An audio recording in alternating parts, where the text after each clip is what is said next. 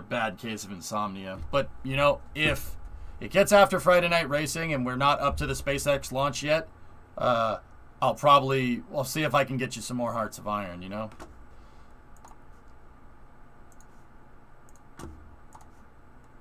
Alright, I'm going to switch us over to Space News here.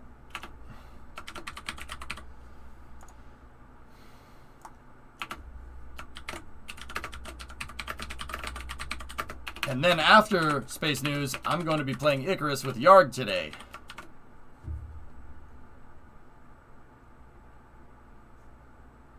Okay, now keep in mind, fellas. Yeah, remember, Pence, I like Hearts of Iron. I did more talking than playing there, though, and I don't like it when I do that, but yeah, I really wanted to play more. It's okay. Alright, I will be back momentarily. I'm going to go eat more of those cookies. Bandit, did you see what John Clark got me? Look. Bandit, did you see this? You'll appreciate this. So John Clark sent me a care package of you in chat, a good buddy of mine, Icarus. Check this, dude. Gold-plated Bill Elliott 94 Thunderbird. In the box, dude. And then, my favorite. There are a few good tangents. We expect them. It's all good. My favorite, man. The fight will come. Now is the time for preparing. The German snake rests. Yeah, Bandit. He was telling me that these are the collectibles that his dad collected before he passed. John was telling me that, Bandit. And, yeah. That's pretty cool, man. I'm going to go put these on my mantle. They're going on my fireplace. Now what? All right. Billy Cat, did you ever respond? What you say there, I unfortunately know nothing about. Therefore, PM in Discord, and then we have to see what you come up with. It's just a possible suggestion. Oh, okay, cool. All right. Yeah, I gotta look into that video. So, we'll go from there. Yeah, Clayton, maybe. I don't drink tea though. Tea doesn't. You don't drink tea. Tea belongs in bodies of water. You understand what I'm saying? All right. Anyway, I'll be back in a second, dudes. Just gonna take a quick break, and then we'll jump into Space News. We got a decent amount. It's not a lot, but we'll make it work. Be back in a second.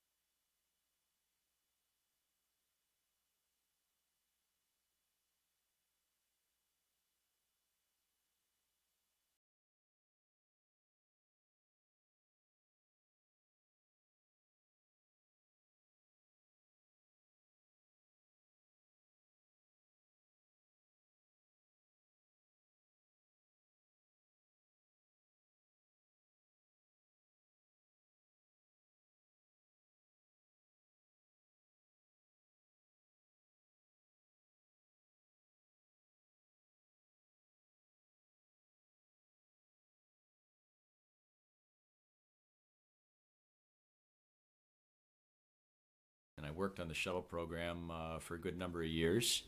And I'm here with my colleague today, Kevin Burke, who participated in the acquisition and deployment of the 30 or so clips that you're going to see in just a few minutes. Now, and Kevin, thanks for being here today. Glad to be here, Matt. What you're going to see is what I consider to be the best of the best state-of-the-art imagery on both film and high-definition video that the Space Shuttle program is capable of producing today. And not only does it serve a technical purpose, and we'll get into a lot of that detail as we get into the movies here, but it also serves as an enormous inspirational and educational aspect for all of NASA's stakeholders. There's a number of intents that we have for this production, and one of them is to pay tribute and commemorate the Shuttle program, which has essentially been a 30-year program, and it's nearing completion as we go to final print with this production. We also want to pay tribute to the men and women that made all of this imagery possible over the years of different missions and launches that we've had. And also to give a view that not very many people see outside the NASA family of these fantastic pictures that are used largely for engineering purposes, and to let everyone on the outside of the NASA family have insight as to what goes on with the shuttle when it launches. I think this is a very moving set of clips that you're about to see. We're opening here with this somewhat stylized view of one of the launch sequences that actually is going to play out in the upcoming clips, and I've got a little soft focus on it, and thought we would open it up with a couple of fun facts about the shuttle. It really is an amazing piece of equipment. It has phenomenal amount of fuel that it burns over the 8 minutes during its trip to orbit, and when they get up there, in that short 8 minutes, they're going about 5 miles a second, which is a pretty spectacular achievement for a piece of machinery. So this is how it all happens. This is how the machine does its job, and the film speaks volumes.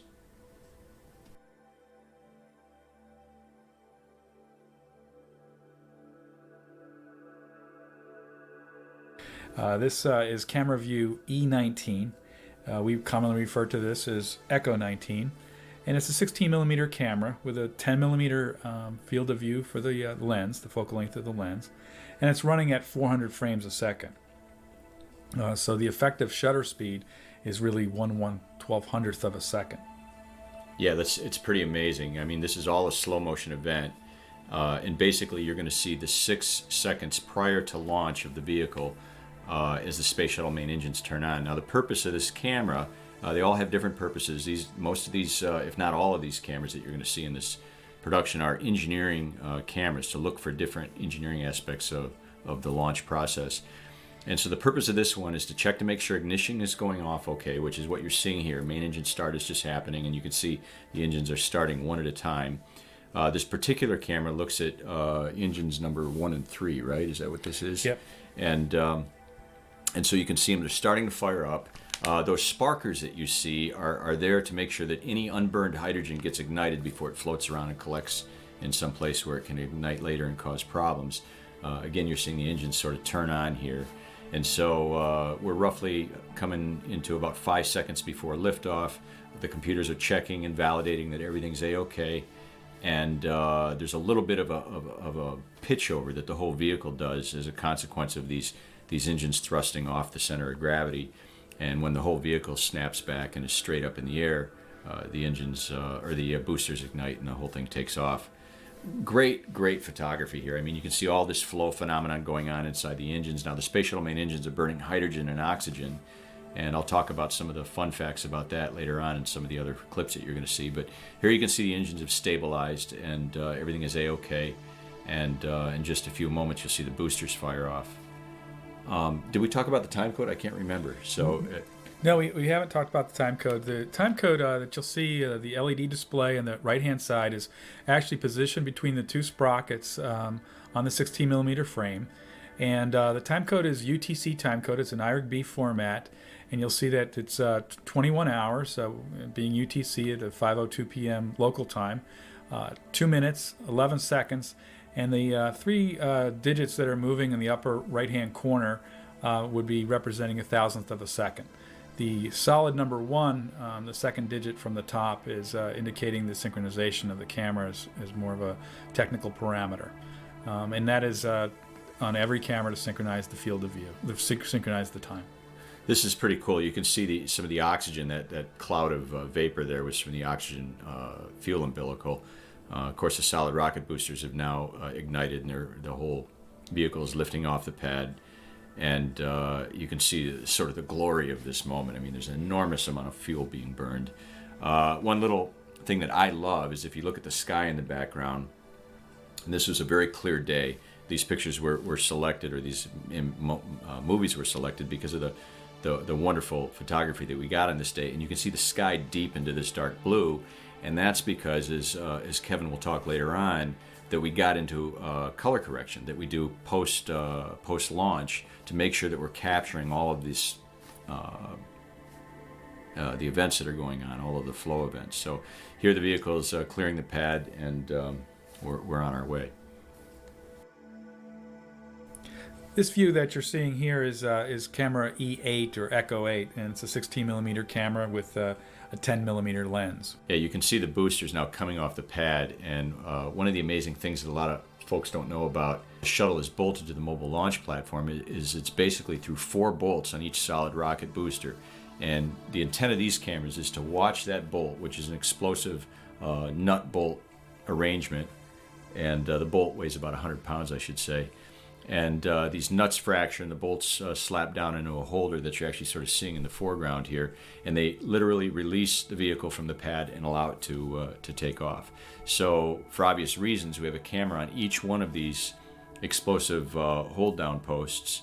And to make sure that they're operating, they're a critical aspect to the launch process. We want to make sure that they're operating good. So you can see that puff of smoke coming out. And actually, if you want to put the remote on a frame-by-frame stop action, you can actually see the flash as it explodes. Now, Kevin, here's where you guys really did a fantastic job of capturing the detail in the plume through this automatic aperture on the cameras. You want to talk about that a bit? Sure. Many of the 16 millimeter cameras that are on the MLP and pad structure have an automatic exposure control. It's the only real way to keep the exposure, the high dynamic range exposure from pre-ignition of the SRBs through the liftoff out of the frame of view.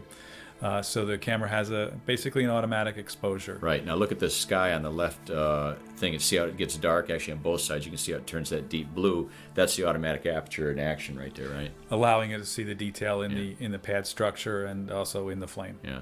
I mean, when you see a launch in real life, you can't see any detail with the naked eye in the plume. It's just like looking into the sun almost. It's so bright. We can see some of the water from the launch pad. There's a cooling water that comes out. We'll talk about that later. That's splashing onto this quartz protective glass that the camera's behind. Of course, they're in these explosion-proof containers, right, to keep the cameras safe and sound.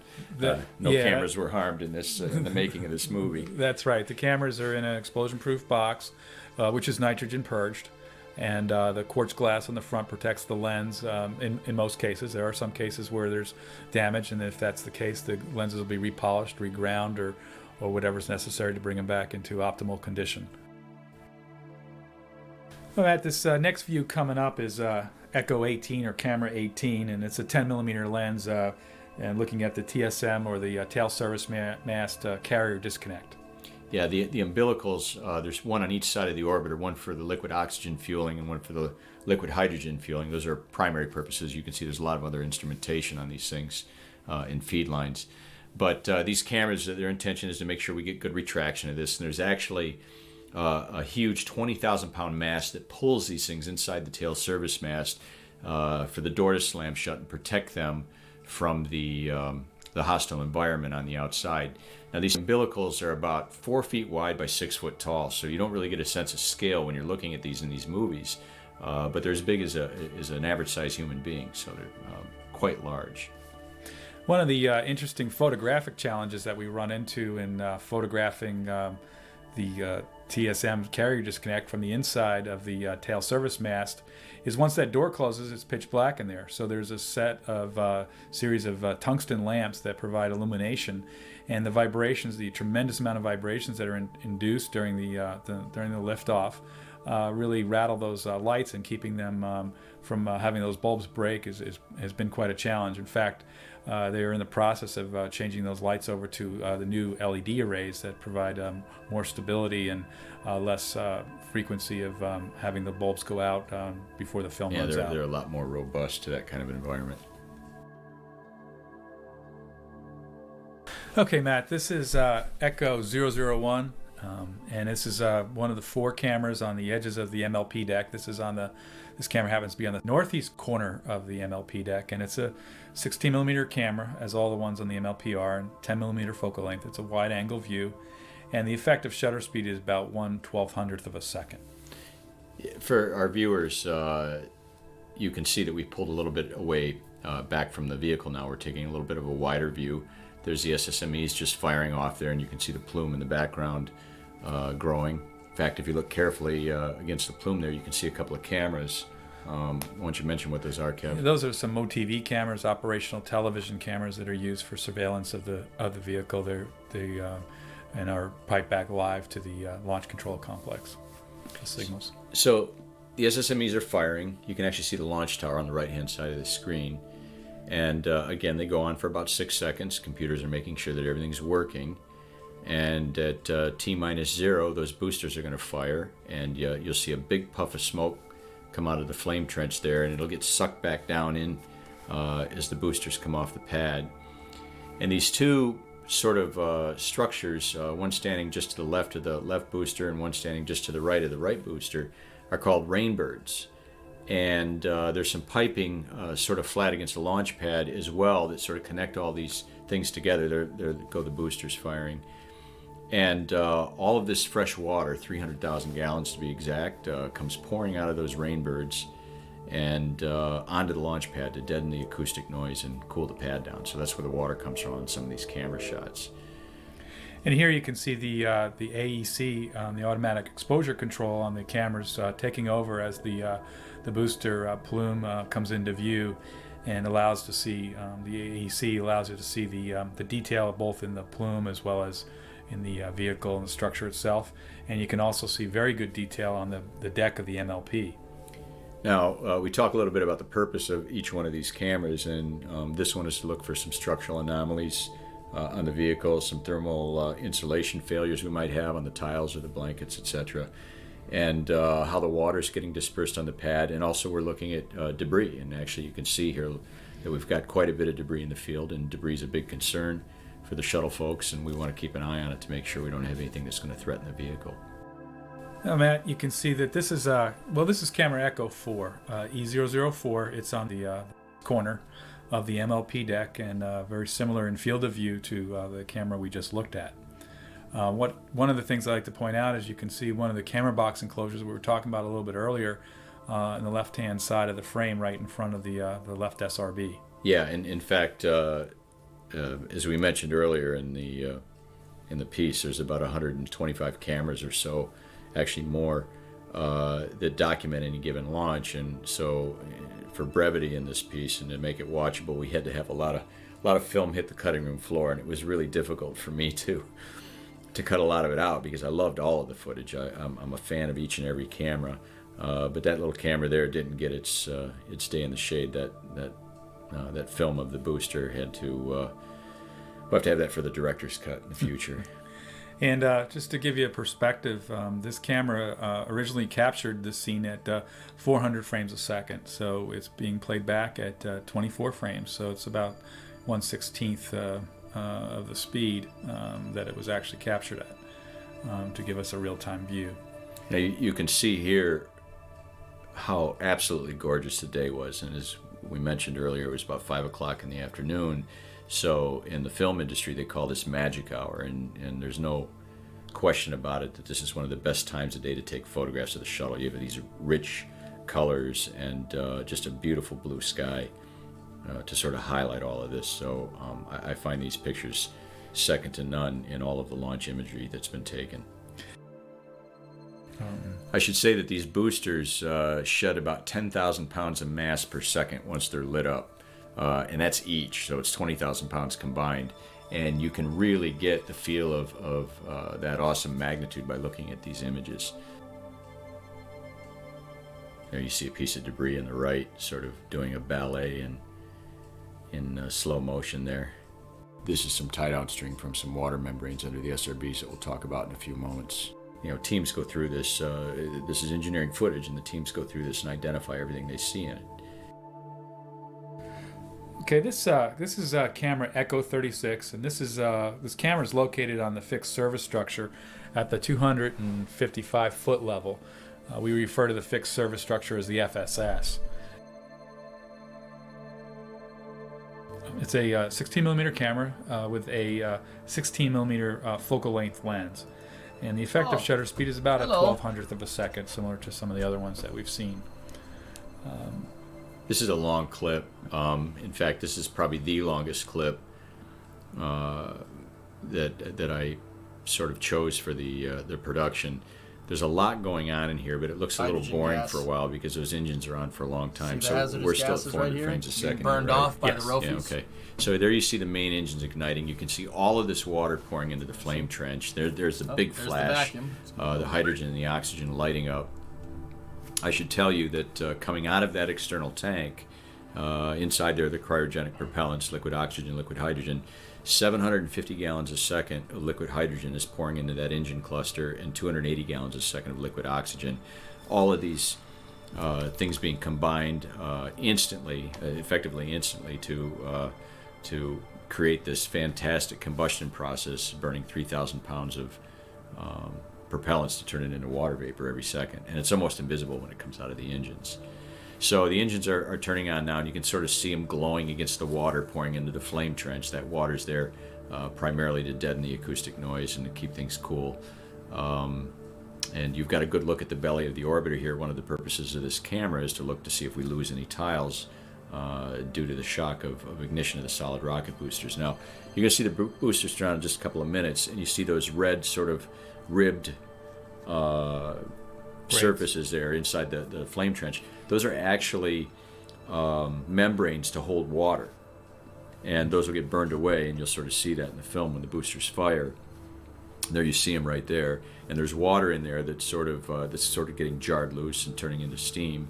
And I'm assuming, I don't know for sure, that it prevents sort of a recirculation of the exhaust at liftoff. Probably, again, acoustic deadening noise.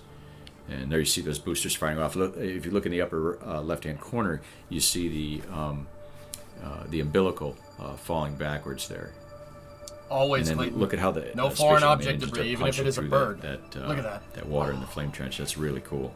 It's Yeah, hypnotizing. it is quite a dramatic shot, and you can see the auto exposure control on the lens, as we've talked about on some of the other views, really helping to be able to see the detail on the SSMEs punching that hole, as well as looking at the It does plume happen, from, Kaylee. You for can't the- stop a from the bird from SRB, flying in the path. But and yeah, they seeing try to keep the edge birds of away from the launch belly pads. of the orbiter too. See, the SSMEs aim a little bit off kilt there, and you can see them hitting the upper part of the mobile launch platform as they rise off. Amazing that they capture all that detail in the SRB plumes. Guys, even a bird strike. If the shuttle hits a bird like 6, 7, 8 seconds off the pad, the shuttle's still going 8 seconds off the pad, easily over 100 miles an hour. Easily. Maybe even 200. I'd have to look at a speedometer from a launch. Like, you'd have to look at the telemetry, right? But, oh yeah, even a bird strike on the tiles, that could cause damage. All right? That's why they have these cameras. They have these cameras to watch for just weird anomalies that happen. I mean, the guys that are commentating on it already said, what was the shuttle's TWR at liftoff? Depends on the payload, Blue Devil, just like every other rocket, but with, I'd say, like the shuttle's mean payload mass, which is like 12 tons, it's like 1.3, 1.4. Shuttle booked off the pad very quick. These cameras don't do it justice, man. This thing booked off the pad very quickly. 1.3, 1.4 is very high for the shuttle. Not for the shuttle, for any rocket. But that's what happens when you use SRBs. It's just basically how SRBs are engineered. It's not that you can't control the throttle on SRBs. You can change the throttle on an SRB. You just can't change the throttle in real time.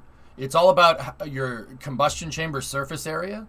So if you pack the fuel in the SRB in a certain shape to change the surface area of the combustion chamber, because the combustion chamber is just burning outward, right? Because the SRB propellant looks like a donut. There's a center, and that's where the gas shoots out the bottom, right? And then it just burns outward.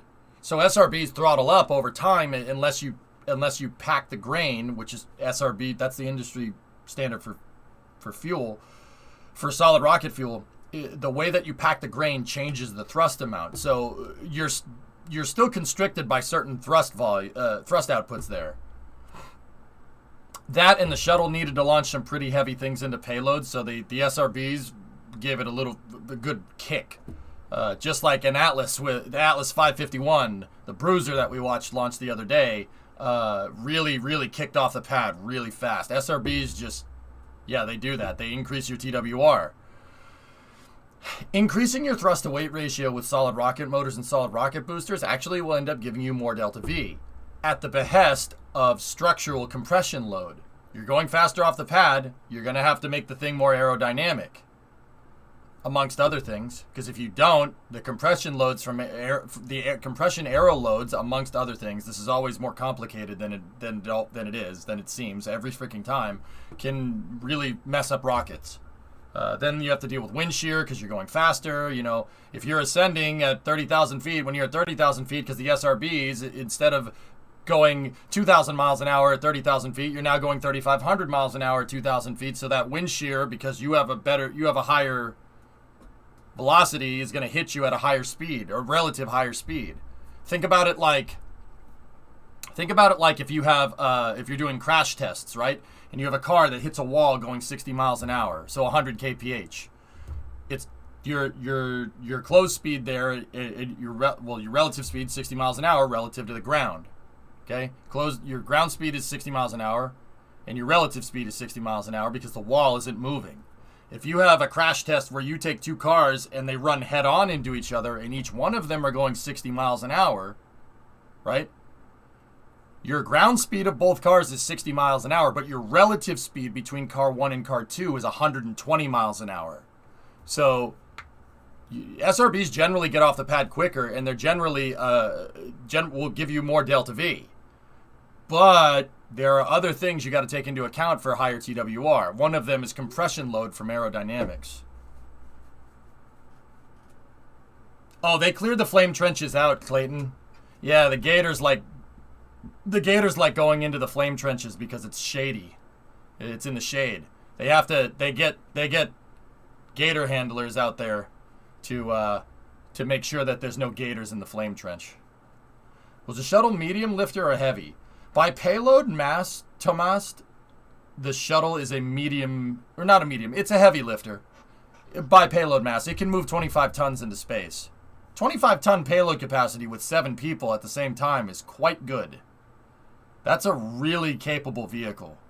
But, you know, the thing is that, you know, you're paying for crew and cargo every single time, you know?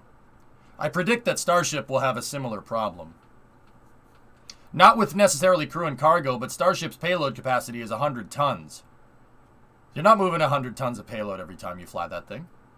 But scale beats that problem. Ooh, Russian space news. Spasiba, Kim.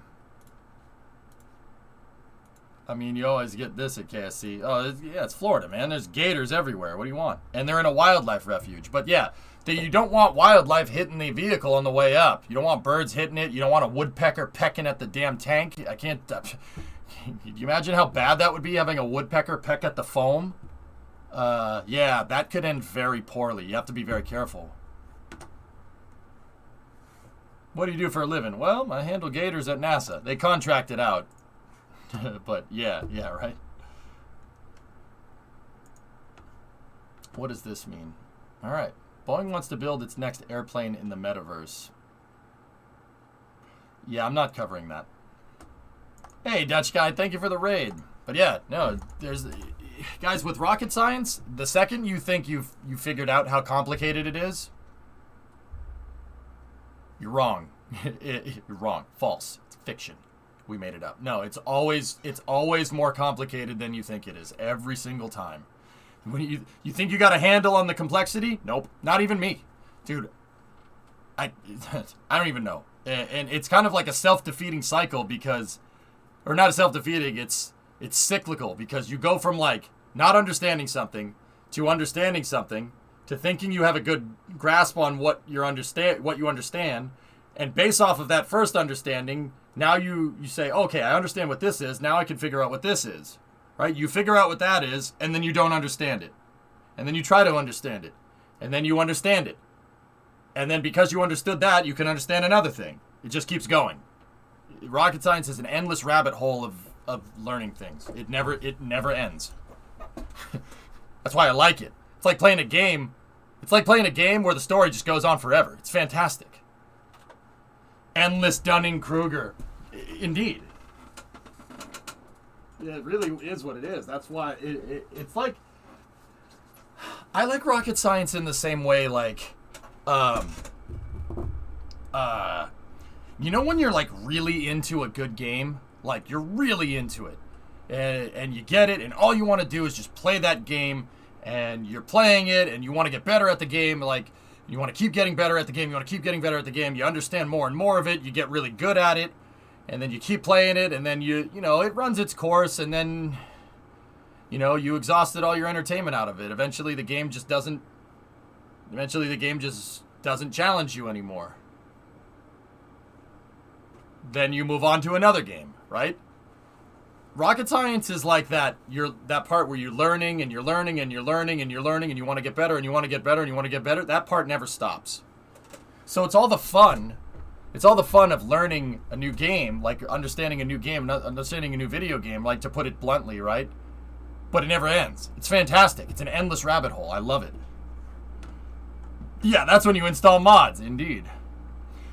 Have the SRBs fired off with unwanted wildlife that they did not know of? It's happened before, Clayton, but you try to minimize it. You don't want, like I said, dude, you don't want a woodpecker going and pecking at your engine hydraulics, for instance. I don't think I need to tell you why that would be a bad thing. Simultaneously, it's the pad, too. You don't want an alligator going and chomping on the dang hydrogen fuel line. That would also be bad. Yeah, Clayton, there's a guy during the shuttle program, there was a guy that worked at NASA that NASA hired, because what they used to do is they just put loudspeakers on the pads. You don't want a bird nesting in the freaking fuel tank or something, or like on the fuel tank. That would be very bad, and also not really good for the animal. Not really good for the animal's well-being, because you are in a wildlife refuge. Now, there's a lot of animals around because it's a wildlife refuge. So they used to use loudspeakers, and then that didn't work. So you know what they did? They hired a guy.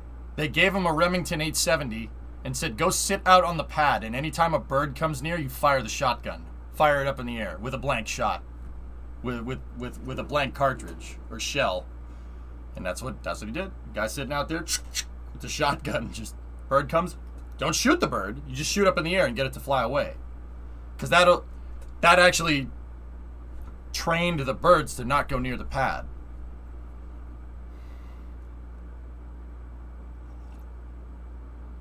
Please tell me he was drinking a beer and sitting in a lawn chair. I mean, the guy was a Florida man, that's for sure. Thomas has a picture of him. That's definitely a Florida man. They still use that kind of firework method to clear birds off airport runways. Yeah, you don't want... I think Captain Sully will tell you exactly why you do not want a bird strike or any birds near the runway at all. That would be a very bad idea.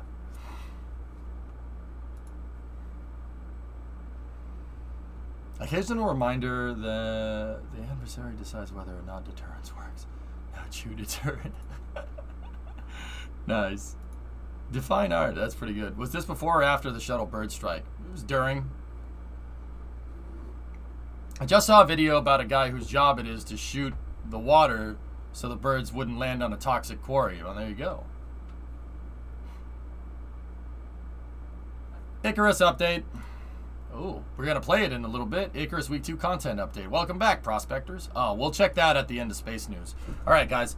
Let me compile up these links and we'll go. Where's my mouse? There it is. Sorry, with 324-inch monitors, sometimes I lose the mouse because when I'm over here, that monitor's almost out of my field of view. So, okay, well, we can start with Russian news today. Let's see what's going on.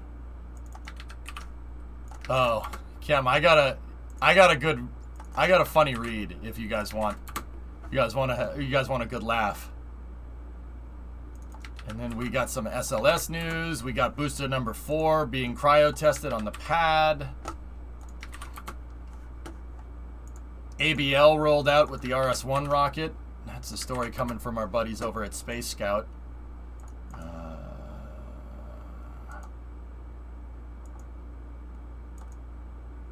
Here.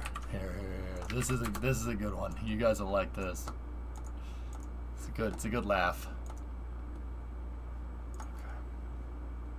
Today's John Krause's birthday. Also wish him happy birthday. Oh, happy birthday. Hey, Bandit, how's that thing going? You still doing the 80% thing, man? Be honest.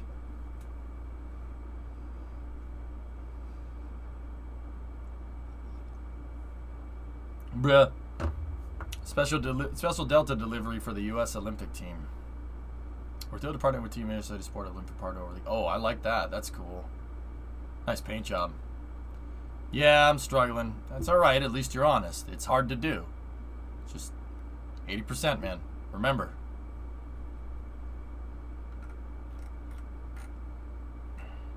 I'm serious, boy. I got you. 80% of what? 80% of none of your business. Nah, and it's just something that Bandit and I don't want people to know. That's all.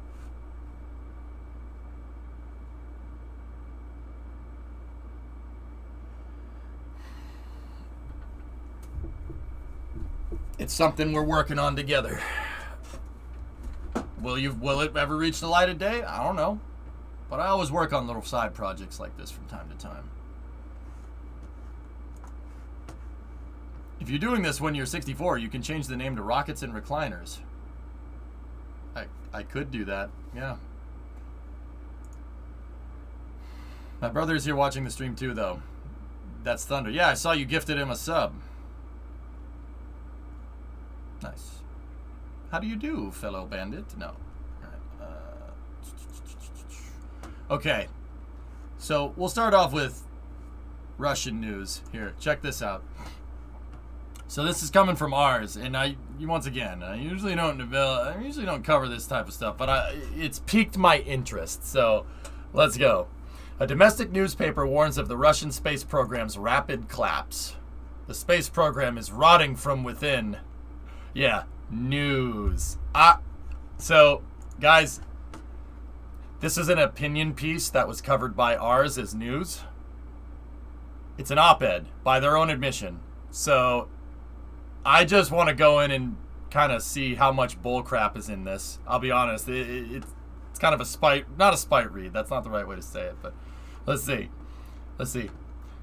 A long and strikingly critical article that reviews the state of the Russian space program was published in the state-aligned newspaper MK this week. State-aligned newspaper MK?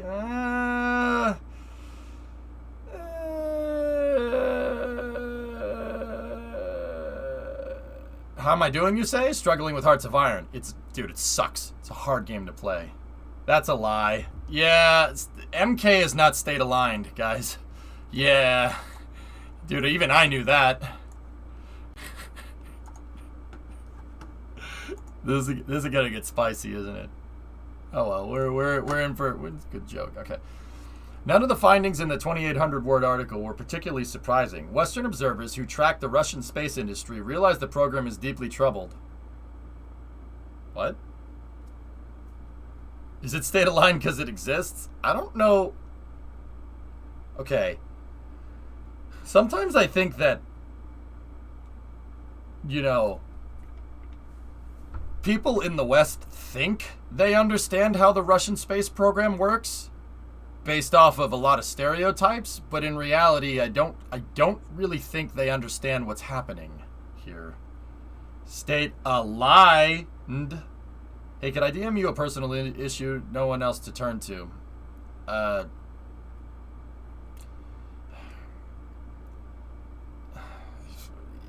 Flagging, I'm not your personal confidant, man, but, I mean, yeah, I'll try to help as best as I can. No, Michael, that's so not right. Alright, let's see. None of the findings in the 2,800-word article were particularly surprising. Western observers who tracked the Russian space... Yeah, alright, we got that. Alright. What is notable, however, is that a major Russian media outlet has published such a revelatory article for a domestic audience.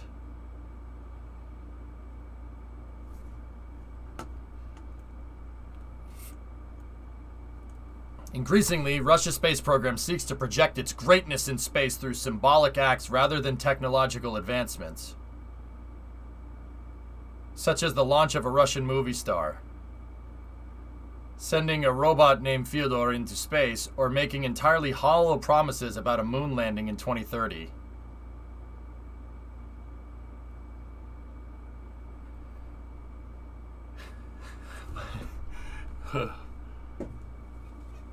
What? Got bruh. Okay. Count the bruh moments. Bruh. There's one. And you know what? There's two for for state aligned. Two bruh moments.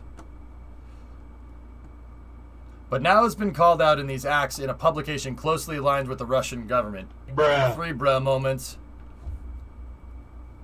Bruh. Where's the bruh counter? Drummer. Keep track of it. Rogozin responded to the MK article. Oh, I don't want to read the response yet. I want to read the article. The Moscow-based daily newspaper MK, formerly known as Moskovsky Kosmolets, was, during the Soviet era, the propaganda organ of Kosmosmol, or Young Communist League. The article was written by Dmitry Popov, who has worked at the publication since 1992. During his career, Popov earned numerous official expressions of thanks, recognitions, and awards from the Russian government, and recently received a commemorative dagger by Russian Defense Minister Sergei Shoigu. Shoigu? Because the article was published in a state-sanctioned newspaper, Popov is exempt from the country's recently declared rules about independent media reporting on much of Russia's space activities. That's double bruh moment, because I'm pretty sure Katya still reports the Russian space news, even though she was barred from doing it. So, two bruh moments. Yeah, Mazzy. Yeah, no, this is good. This is good. I already like that. 7. Notably, Popov's analysis is highly critical of Dmitry Rogozin, who leads Roscosmos, the Roscosmos Space Corporation, which manages much of the country's spaceflight activities. So why is a state-sanctioned journalist criticizing the state's space leader in a state-aligned publication? That's a big question.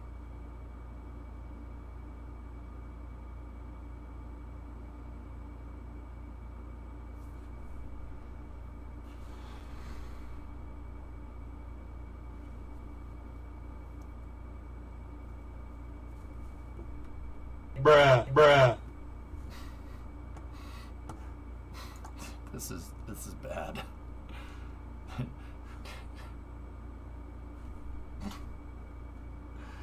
Dude, this is worse than the time where ours reported that Venus was proclaimed Russian territory. Do you remember that?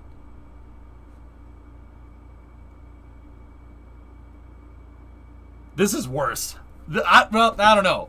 Is this worse? This is worse. What did I come into? Oh, dude.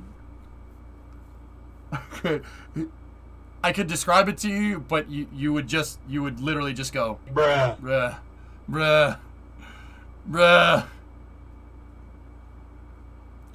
Gold standard bruh moment. All right, let's keep going. All right, rotting from within. The article, translated for ours by Rob Mitchell, is titled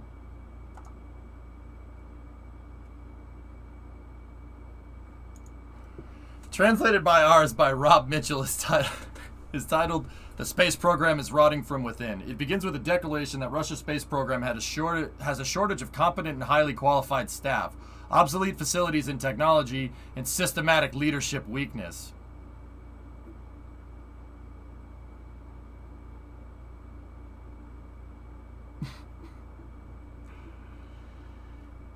And that's just the opening paragraph. Popov goes on to state that Russian space companies are delinquent on promised deliveries for hundreds of contracts. For example, Khrunichev agreed to deliver 10 booster cores for the Angara A5 rocket 5 years ago. The first 5 cores were delivered only in March of this year, and the other 5 are not yet completed. Whoa. No, that's not how that went down at all. Oh my goodness. Oh. Okay. Fellas, let's look at a map here real quick. Khrunichev is the contractor for the Angara. Angara is Russia's new heavy lift rocket, new with an asterisk next to it because it's been new for a while. That's no secret. Let's look at a map of Russia. All right? Look at a map of Russia. Okay, so where's Baikonur? Baikonur is right here. Okay, see that? That's the Baikonur Cosmodrome. Angara will have a launch pad there. That's one of Russia's 3 space centers. Okay, that one's the one. That's the old Soviet one. That's the one where Yuri first flew from, etc., etc. Then they have Plesetsk. Plesetsk is basically the Vandenberg of the Russian space program. That's where the Ministry of Defense launches the spy satellites, etc., etc. Angara's already launched from there. Okay, so here, and then the third one is Vostochny.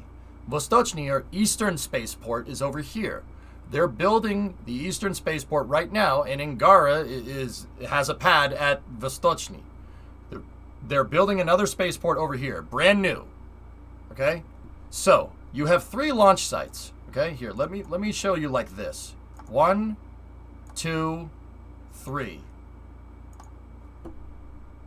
So guys, you tell me, if you were going to build a rocket, tell me, if you were going to build a rocket that could easily get to all 3 of these launch sites relatively simply, where would you put it?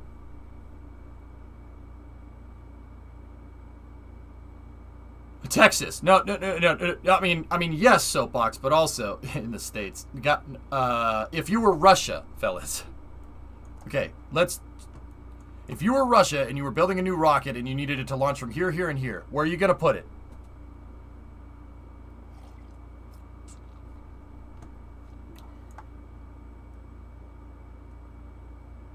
In Finland. No, Finland's over here. Cuba, too far. Moscow? Well, Moscow's over here. That wouldn't make a lot of sense. You'd want to put your launch site right here, or your production center right here, right? You'd want to put it right in the center relatively in the center of the triangle, where there's enough infrastructure to be able to put it there, right? Does that make sense? All right, so let's go here. Uh-oh.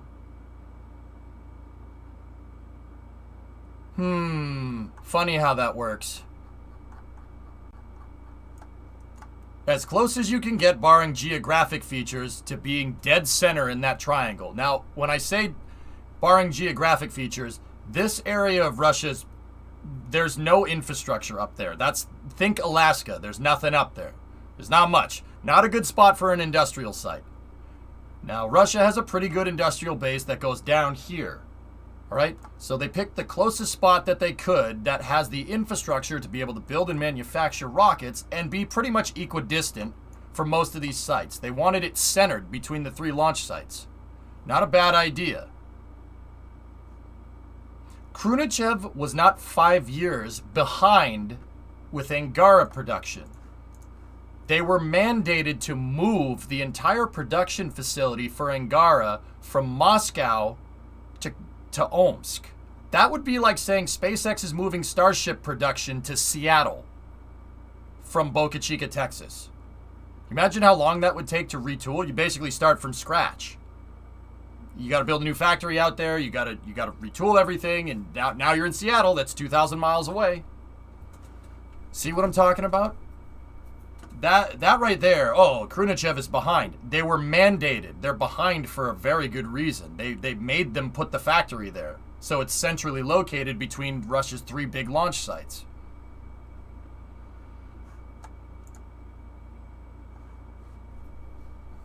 See, this is what I mean about bruh moments. Like, that's not like it's some crazy Russians. What are they up to? That's just common sense. That's why Angara is so behind, because when they decided to build Vostochny, they figured out that trying to move their rockets literally across an entire continent would be problematic for logistics. Oh my God. Shocking revelation.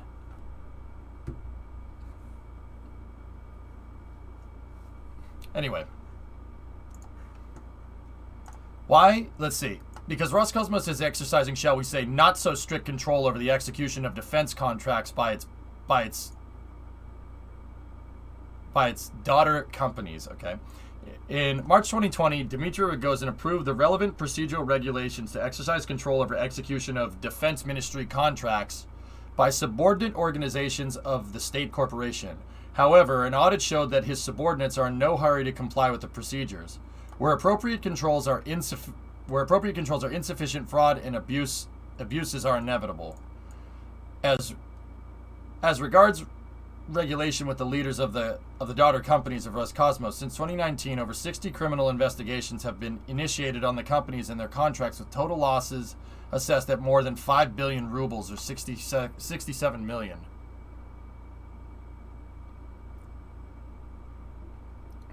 Well, I guess Russia has never heard from semi-trucks. Never heard of semi-trucks? Using...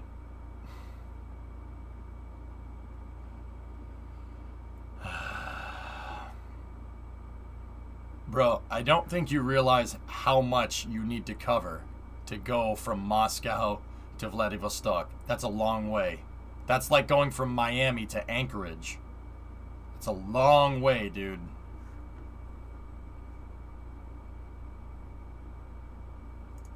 Alright.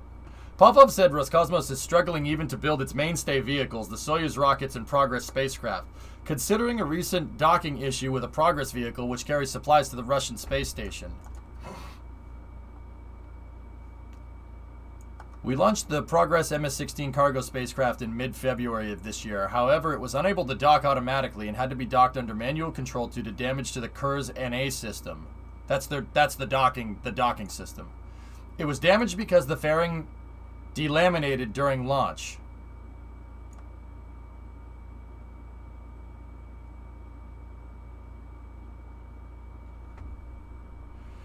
Turns out that the epoxy used in its manufacture was not checked to see if it was in specifications. The contractor for the glue, Chemex Limited Joint Stock Company, lacks the technological measures to produce its own product. That's not...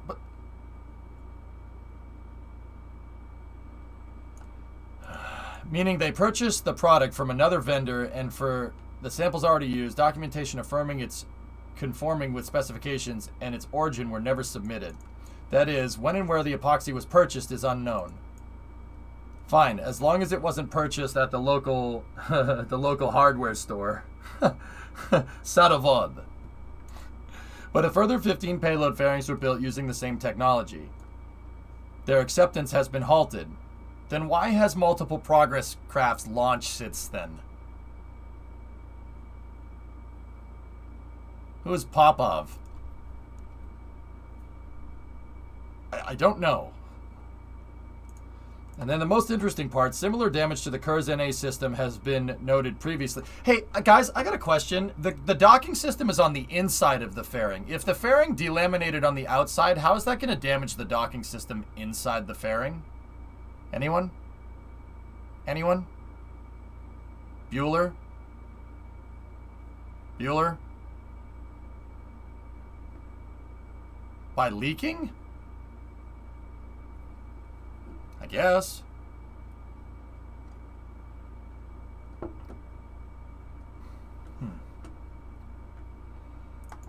Progress is in the 5th dimension. And if that was the case, don't you think they would halt other Progress launches? Because if the fairing doesn't work and it can screw with your docking system, there's been like 3 Progress launches since MS-16. Are they launching with bad fairings? Like, I'm confused.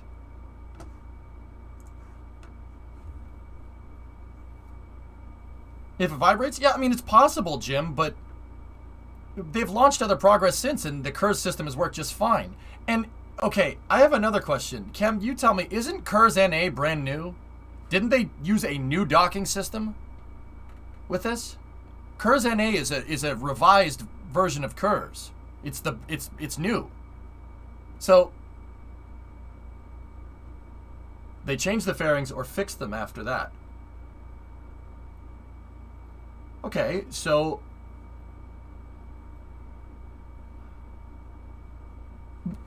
wait. The Kurs system, that Kurs NA is brand new. I know that docking system's new. We talked about that. That was indeed a problem with fairing on 2 consecutive launches because the docking component is new. So you launch a new docking system and then the fairing does something different? Kurs NA is a couple years old now. Okay, all right.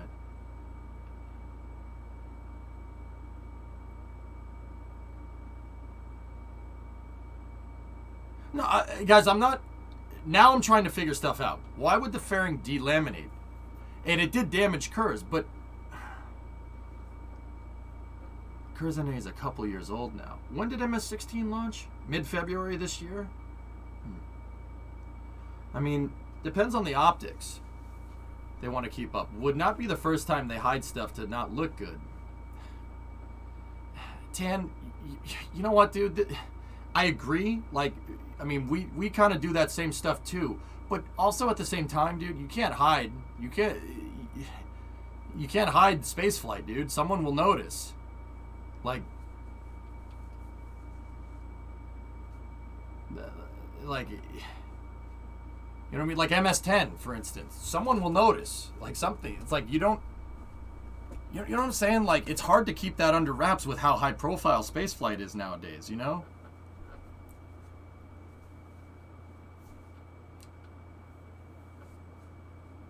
Let's see. On the launches of the Progress ships, MS-13, MS-14, and MS-15, but they flew, didn't they? Why raise a panic now? It went before, it'll do. It's not really how you should do that, but alright. Popov further expressed concern about reliance on Germany to help fuel the Soyuz rocket and the Soyuz spacecraft that launches humans. The issue is that vernier thrusters on Soyuz boosters and the deorbit engines of the Soyuz MS spacecraft use a special grade of highly refined hydrogen peroxide.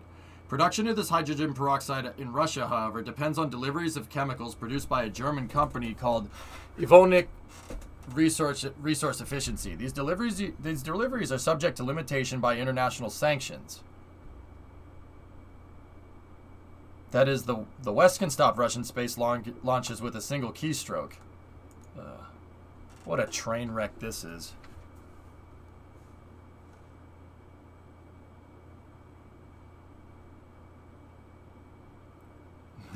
Yeah.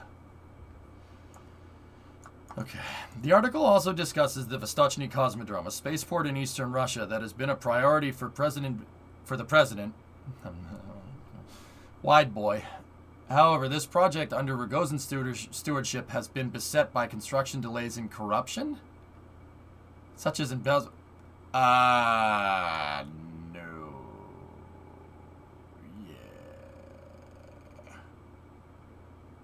Yeah. Okay. Of nearly 1,200 structures planned for the construction at the spaceport, only 200 have been completed. Construction has yet to begin on more than 40% of them. Already, the planned launch of the Angara A5 rocket from Vostochny has been delayed from 2021 to 2023 as criminal investigations continue.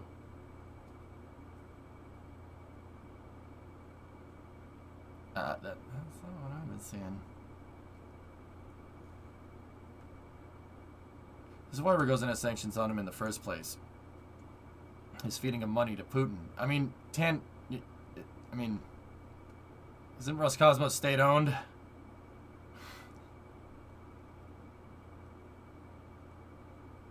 Like, I don't think he funnels money. I don't know, dude. See, okay, here's the thing, fellas. All right, look.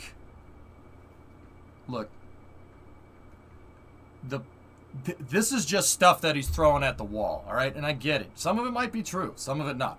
Some of it might not be. I'm not saying that it isn't. I can disprove a couple of things off the top of my head, right? You can't screw around with spaceflight. You can't screw around with it. You can't use a different contractor. Oh, we'll just switch contractors. It's fine. No. No, bad idea. That's not a good way to do things. Because the second you go changing stuff, your fairing delaminates or something, right? That part is correct. You know, a fairing, now that I'm thinking about it, a fairing delaminating can actually do that. It could. If the glue is different and it wasn't tested properly. That can happen, right? But at the end of the day, the overarching point that I'm trying to get at is that you can't hide that your space program is cutting corners. You can't hide that. You know, the guy literally in the same opinion piece, Popov says in the same opinion piece that the program is only working on touristy stuff, but also the hardware doesn't work. if they're working on sending tourists into space and sending robots up into space and doing that, what spacecraft are they using? Are they using the same spacecraft that has all these problems?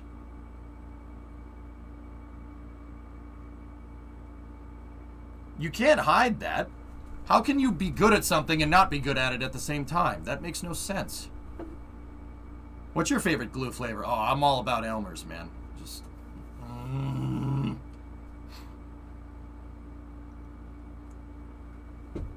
I mean, Cam, you know what the messed up part is? A lot of people say that over here. Like Eric. I say that that's bullcrap. Building a space capsule is difficult. You know? I mean, Russia's not the U.S. About all I can say. Yeah, so Tan, why are we... That's what I'm getting at. You know, like, why are we... Like... You know, like, that doesn't make any sense. What flavor? Asking for a friend? There's flavors? Wait, what? That's what I mean, dude. They do things differently over there, and I think people get wrapped up in the minutia there because they do things differently over there. They do it differently than us. It's automatically seen as bad. When in the reality, what you should be doing is going and understanding why these problems happen, because Russia has their own fair share of problems internally, just like we do. But the problems are different. You know what I mean? Like I really don't like it when articles frame the Russian space program with a Western context on it. That doesn't make any sense. That's like saying, oh, English cars are bad because they drive on the other side of the road. I mean, BL was pretty crap, but you get what I'm trying to say. Like, okay, they drive on the other side of the road. Does that mean it's a bad car? No. But you're looking at it. See what I'm trying to talk about, dude? Like, I don't. This is. Well, not wrong. I know, right? This is a Russian article, right? Yeah.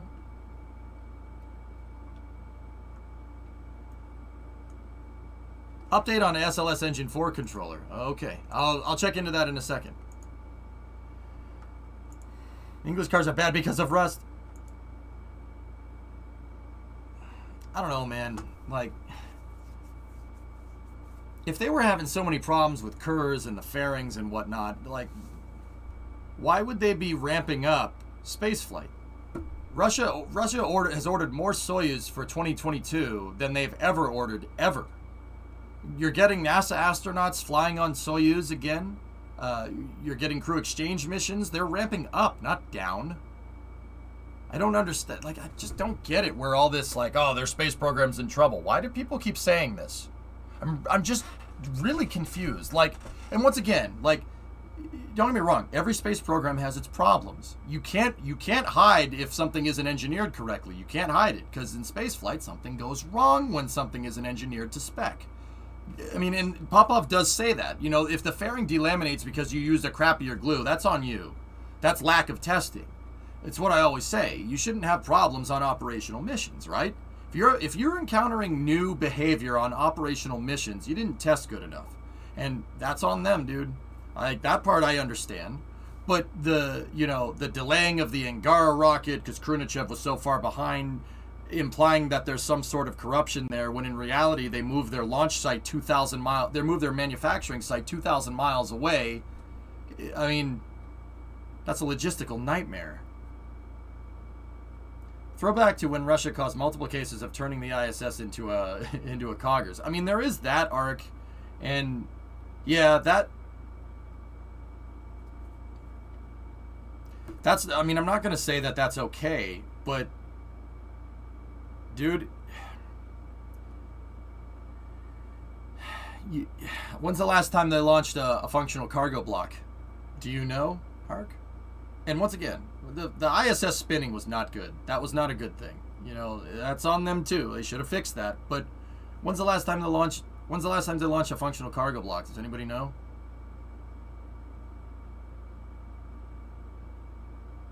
Yeah, cool, Frisch. That doesn't. Yeah, bruh.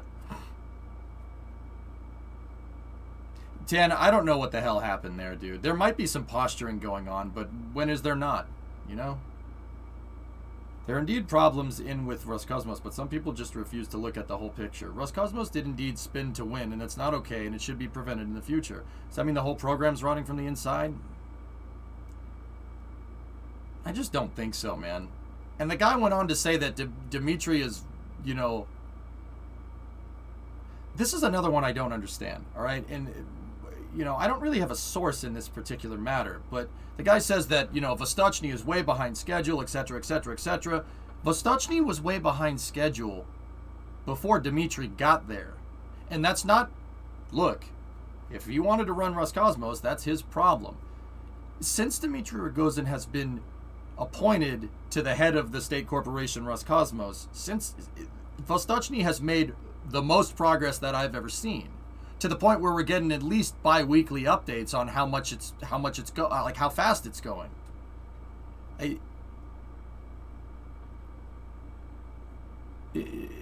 Dmitry went in there and fixed a bunch of things. Now, how did he do it? I don't know. And Garapad was a forest before he got the place. That's what I'm saying, Kem. How can things be so screwed up? And how can all those criminal investigations could have been before he got there? You know, why are you blaming him for that? And now, don't get me wrong, it became his problem in 2018. This is what I mean about not making excuses. You can't throw the last guy under the bus. Well, Dmitry can't, because there was no last guy, right? Like, I don't know, man.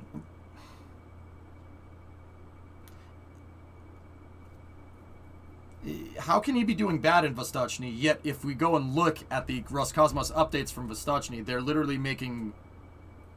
literally give us updates all the time. Like, I don't understand how those two can be a thing. That doesn't make any sense to me.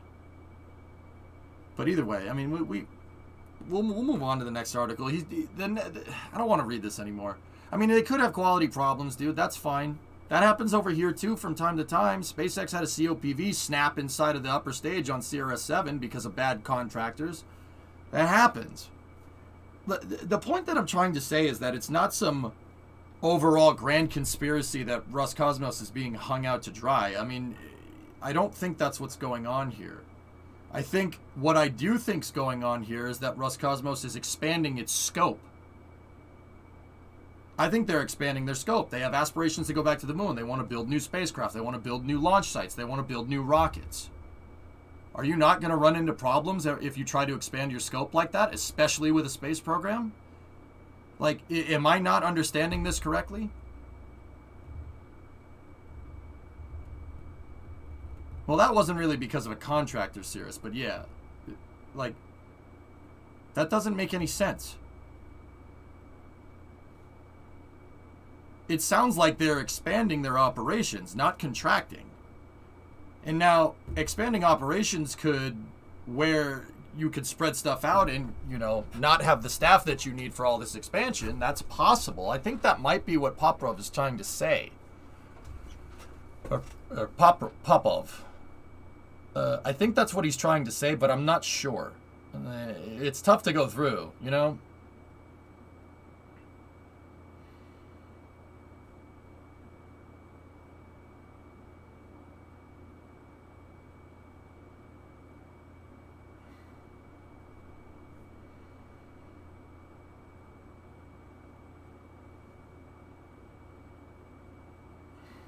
Yeah, Ambrose, I'm with you on that one.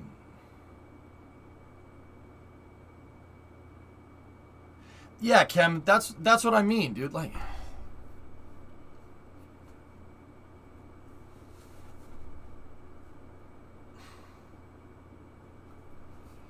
dude, look.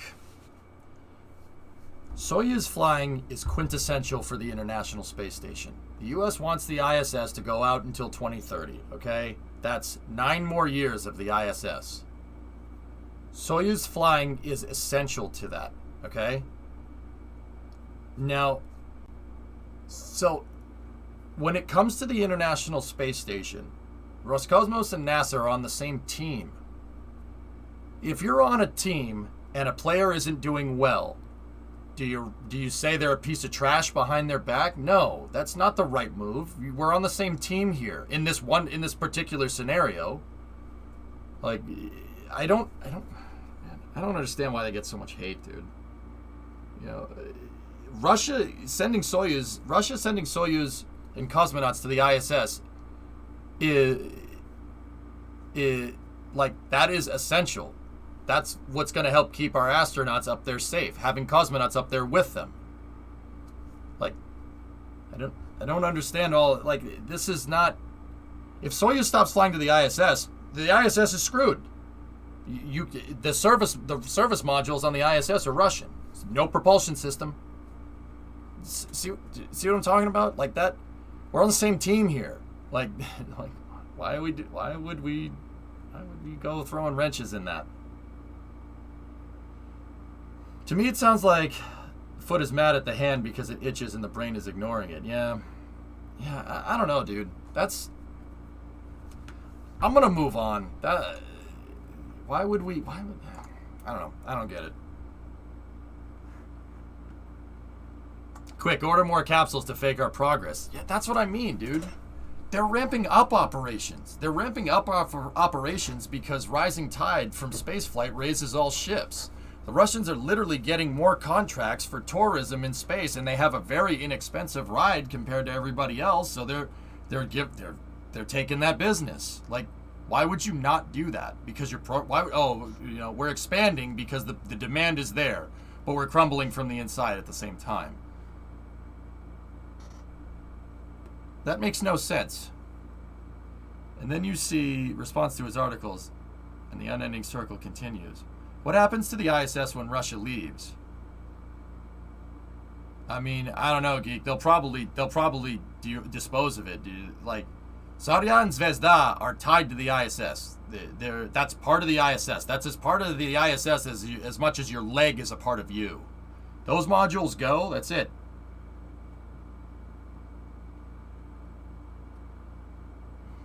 That's it, dude. Like, I don't understand why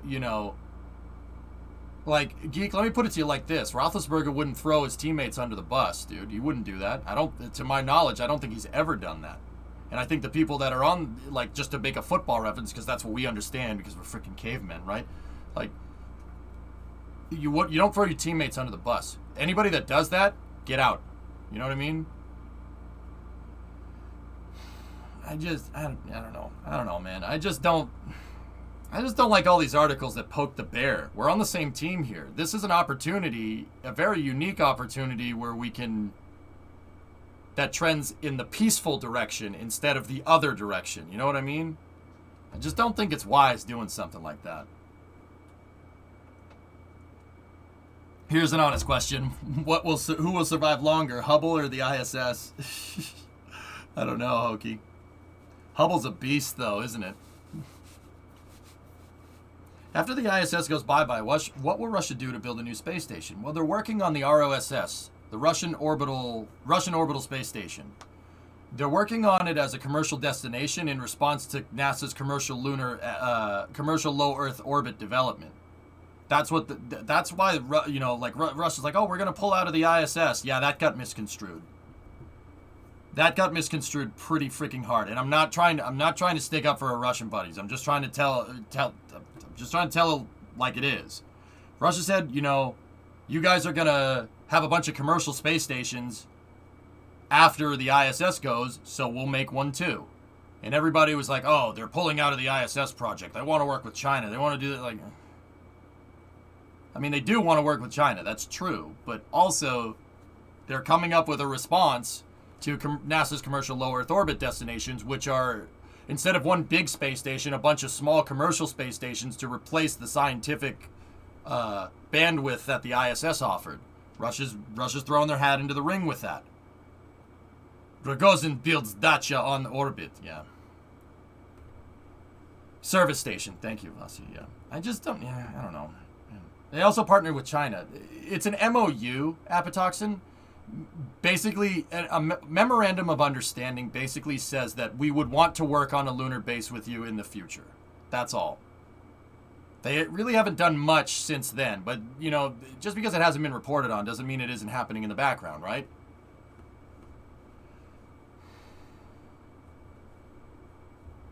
But see, it's funny to me that R's article is Popov says that the space program is crumbling from the inside, and then cites reasons why the space program is actually expanding as the reasons why it's crumbling. I mean, guys, you tell me, is my analysis on point here? I don't know. Like, yeah, they could be having problems. They did have problems with the fairing. We did know that. But that wasn't any secret. It's not like they tried to cover it up. They said, yeah, we had problems with the fairing. We're going to fix it. They addressed it right when it happened, if I'm remembering right. Who is Popov? He's a journalist for MK. Moskovsky Kosmolets. He's a reporter for them. You guys tell me, am I on? This is exciting. NASCAR has confirmed they're switching the horsepower package to a next-gen high horsepower, low downforce package, and drivers are saying the cars are a lot harder to drive. Cool. Cool. Cosmo who? Cosmolets? I don't know what it means. Moscow something or other. If the fairing caused damage to the approach guidance unit, that was not disclosed. Are you sure, Blue? I'm pretty sure they said that there was a problem. And that's what I mean about you can't hide this stuff. We watched this, dude, I was asleep. I didn't see that docking, but we reported on it for Space News the day after it happened.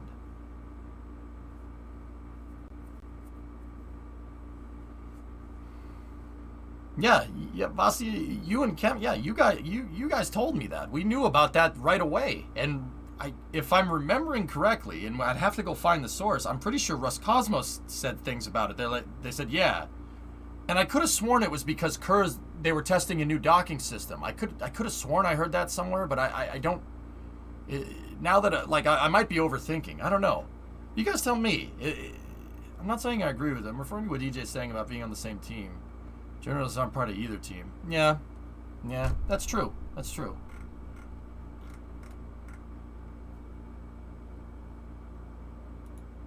There was a problem, and also the fairing had an issue. Yeah, interesting.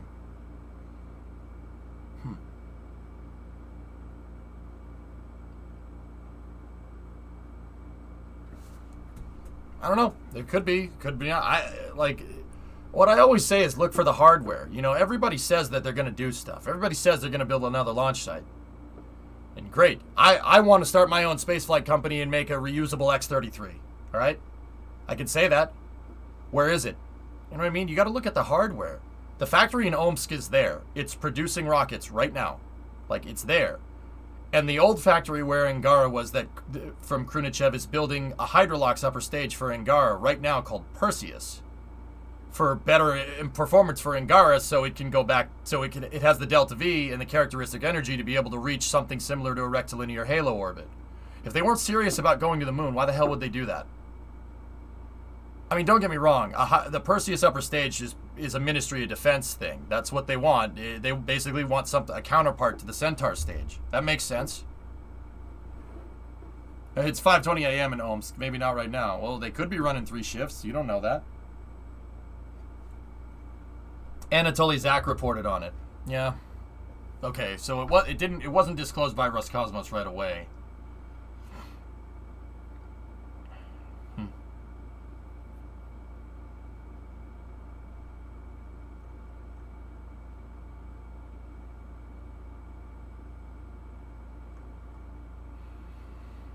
See last. Check this pose. The original Russian article is a little side. The civilian space program is heavily sidelined versus military programs. Yeah, so is ours. Okay?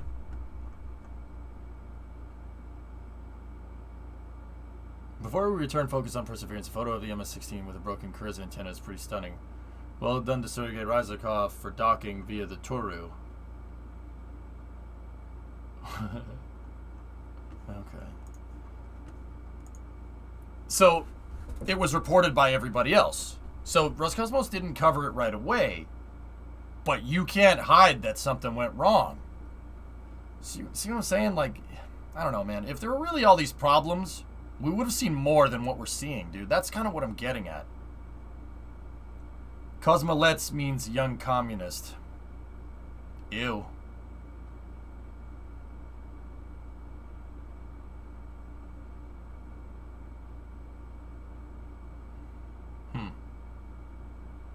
I don't know, man. Like, everyone says that and once again, I'll just go back to it, and this is the last thing I'll say before we get on to other news. Everyone says that Roscosmos is doing bad. Oh, Roscosmos is doing bad. Roscosmos is doing bad. Yet, all the hardware that I see them making, and all the changes that I see them making, suggest the exact opposite of that. Now, once again, I may be letting my love of spaceflight cloud my judgment, but I don't think so. I mean, you can't really hide that they're spending a lot of money on building a new launch complex. Can you? Like, oh, it's Comso. Comsolets. Ugh. No. Je to nie хорошо.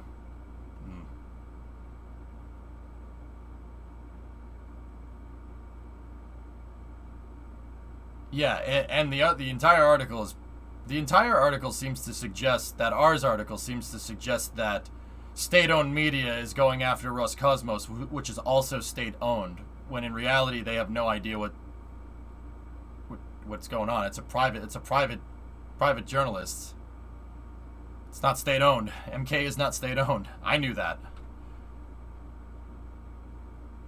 I honestly just think that Roscosmos is in production hell. In what regard, username? What do you mean? What do you mean they're in production hell? What does that mean? Soyuz in progress still launch all the time.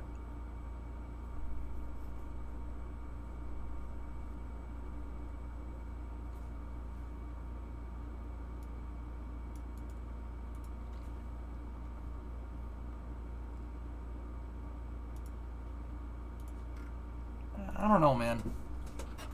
It doesn't make a whole lot of sense. Anyway, that's all I'm going to say. Let's get on to the next news. So this is coming from Katya Pavlichenko, who's not allowed to report about Russian news, but is reporting about Russian news. Just thought I'd let you know. At least that's what the article said. A pair of 35-meter wide subsonic parachutes manufactured by Ares Cosmo, Europe and Airborne Systems, USA, that's okay, for ExoMars 22 were successfully tested in Oregon on the 21st of November and the 3rd of December, both deployed and were working perfectly. So this is a special type of parachute for entry on Mars here. You can't deny that Soyuz craft rocket and Progress have had a lot more problems in the last few years and never really had any before.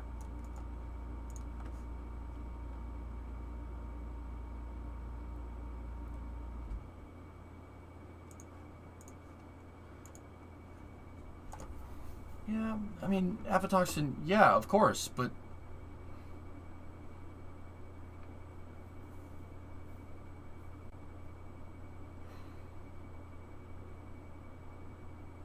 I mean, see, dude, that's not entirely true. I mean, it is. You're right, but okay, you gotta look at that you gotta look at that from the context of the entire situation. The whole reason why Russia renationalized their space program in 2018 was because it was crumbling from the inside. It was in shambles. That's why they brought Dmitry in the first place. So they brought Dmitry in the first place, and the space program is in shambles now. Like, that doesn't sound right. That's the whole reason why Dmitry took that job. Because, I mean, aflatoxin, you're right. Soyuz has had its problems. There's MS-10, there's Nauka, which is no good. Nauka firing its thrusters and stuff. There's a bunch of stuff, you know, here and there. But I seem to recall that there's a lot more of that stuff happening. There was a lot more of that kind of stuff happening before Roscosmos, before the space programs got nationalized. Understand? Do you remember in 2013 when the Proton rocket launched and it turned upside down and crashed? We haven't seen anything like that since, have you? Remember when they couldn't fix the stupid Briz-M upper stage? That was all before Dmitry was there. They were having all kinds of problems with Soyuz that they just miraculously don't have anymore.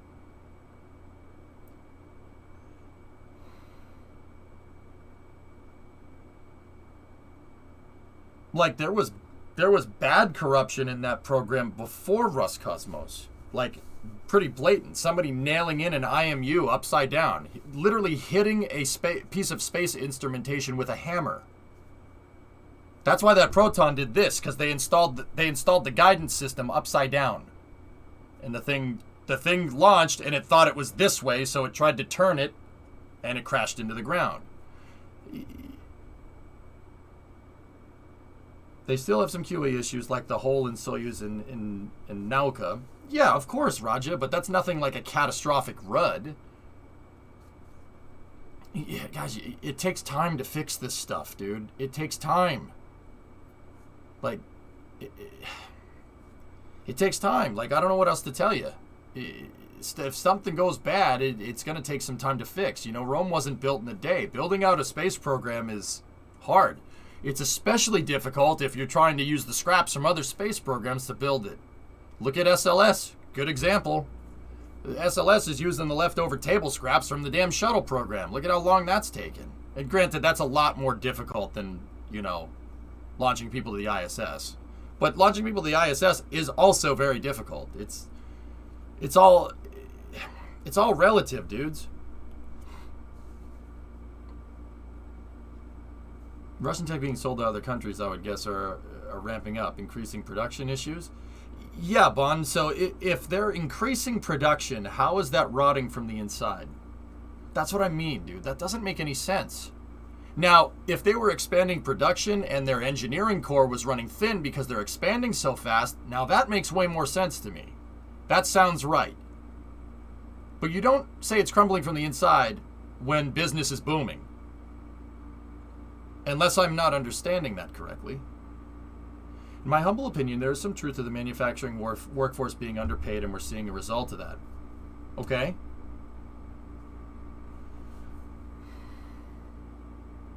Yeah, Pythos, that's kind of where I'm at, dude. Like,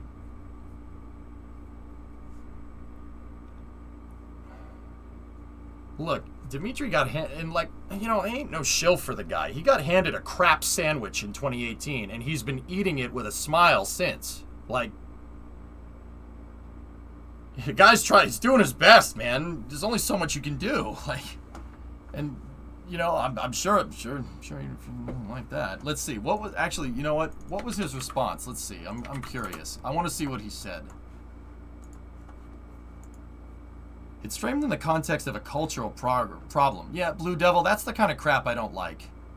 I don't like it where we look at somebody else's culture and judge it via the lens of our culture. That pisses me off. That's not how the world works.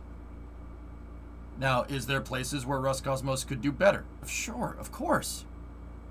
Yeah, duh. And I want them to.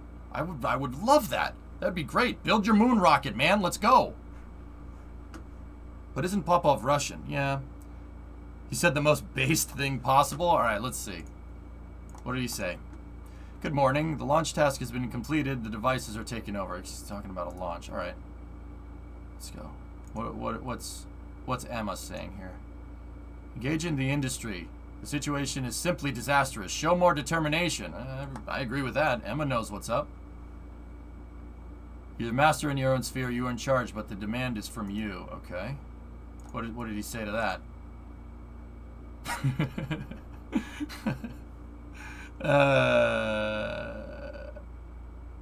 I don't think there's anything wrong with the engineering side of Roscosmos. I think it comes down to people actually do the work.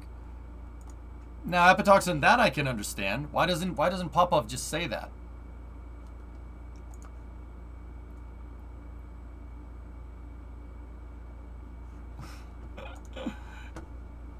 Now, Kem, I think I understand what that means, but I'm not 100% sure. What's the context of this saying? I think he's saying don't believe the bull crap. Don't read custom plums. What's the context there, Slacker? Am I missing it? Yeah, Neon. It means, yeah, okay. That's what I thought. Pull your head out of your tailpipe. Got it. Yeah, okay, cool. Alright, cool. Let's see. What else? What did Emma say back to him? Of course, no one has any questions. No one has any questions from Scrap. There will always been and there have always been and will be those who sing praises and those who harshly criticize. Facts. Yeah, I gotcha. Yeah, Vasia, yeah, it makes sense. Problems are always and everywhere, but the problems that are voiced in the article indicate a lack of control over the situation on your part.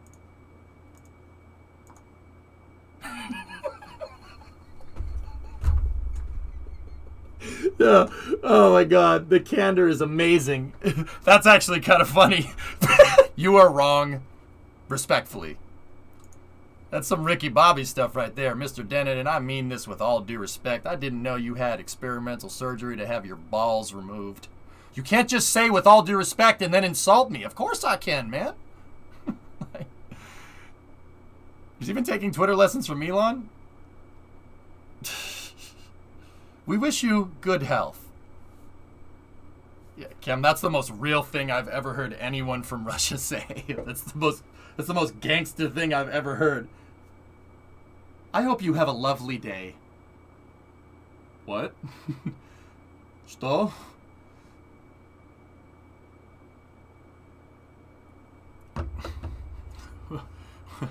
What? Interesting. Let's see, what's after that? No, I'm just really worried about the space program. Not for being the first everywhere. With this, I completely agree with this. It's not critical. The fact that the desire to develop industry does not disappear further. Plus, scientific and technological progress always goes hand in hand with military and space developments. Who is Emma?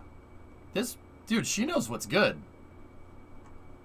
Wrong in that regard, but this is right. Pretty good take right there. Tomorrow we will read about how Popov is a foreign agent now. I don't know, man. I don't know anything about Popov, to be honest with you. I know MK. I know who they are. Like, I've never gone and read the damn articles, but...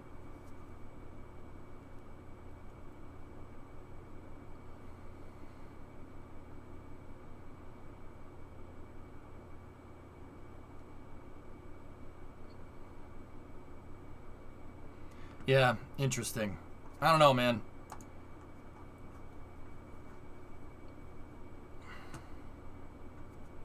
Elon made a very bad admission. He said he only tweets on the toilet. I mean, Pythos, I'm pretty sure that was a joke, but...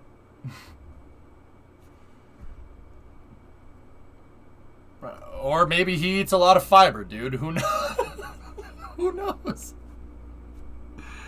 Oh my god, why are we talking about this, man?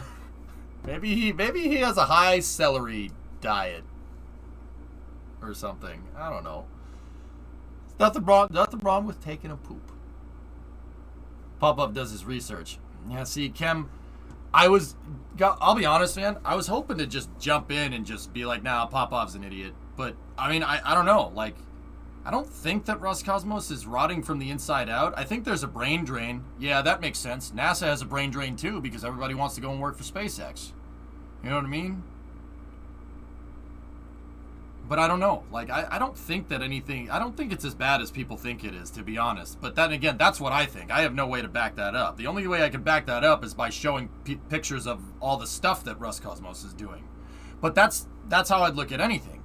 We know that SpaceX is making progress like crazy because we see their progress every day, you know? And NASA is too, for what it's worth. You can't just go and work for Elon. Only U.S. citizens can. Yeah, that's true. That's true. My dream is that they build a new ship. Well, they're working on Oriole. Eon, they're working on it. They're working on a new capsule, the Eagle. What do billionaires eat? I don't know, man. Do you want everyone knowing this information? I mean, by those, yeah, I mean, I don't know, man.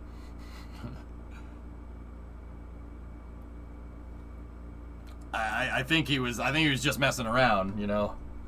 By those, you gotta be careful with Elon, dude. He likes poking the bear, especially on Twitter, because I think once again, this is just my analysis on the situation. I don't think he takes Twitter seriously. Because of what happened with the SEC. Remember that whole thing with his tweets where he tweeted about Tesla and everything, and Uncle Sam took him to court? I don't think he really cares. You know, like, but once again, personal analysis. Whether you agree with that or not is another story. Like, that's what I think is going on, but I don't know. I'm not trying to get you to think this way or think this way. You decide, you know? What kills me is that Neil deGrasse Tyson pointed it out. Heck of a use of your time figuring out how many times someone takes a dump every day. He did the math, bro. he did the math. Like, all right. Listen to Vasya. Okay, let's move on. The circus doesn't deserve so much attention. Yeah. All right. Cool.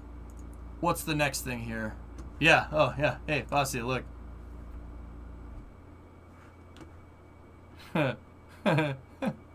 Okay.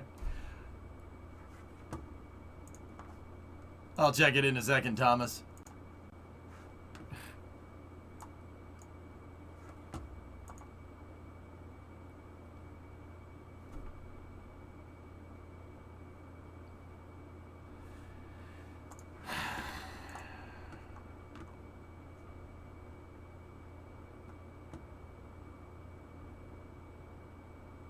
Cool. Make more. Make thousands of them. Let's go. From 3 to 4. It's from 4 to 6, I thought.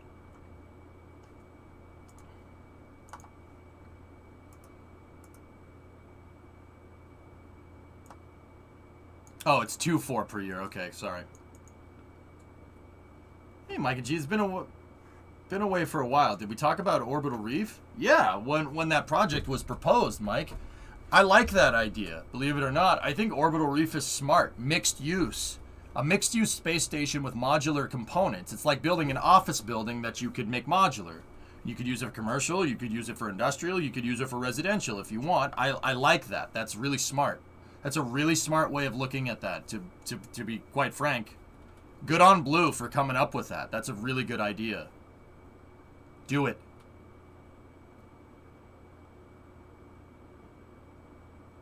Maybe he's sitting down. I mean, Yard, sometimes you just want to, sometimes if you're tired, you just want to sit. I mean, I don't do that. I do my business and then I go and sit on the couch, bro. It's too much work to sit down. Screw that. What's new in spaceflight? Nephilim.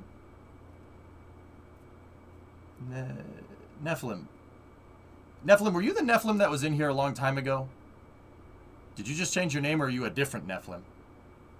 Refresh my memory.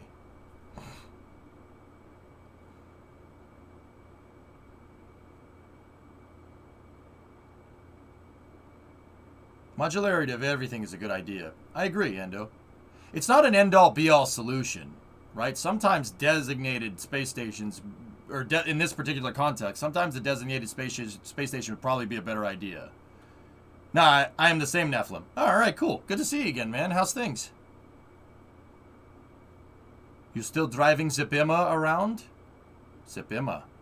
Still got that car, man? That's a nice car. I'm a dude playing a dude disguised as another dude. What's that, Sue? Final encapsulation operations are ongoing on James Webb. Target launch date is December 24th at 10.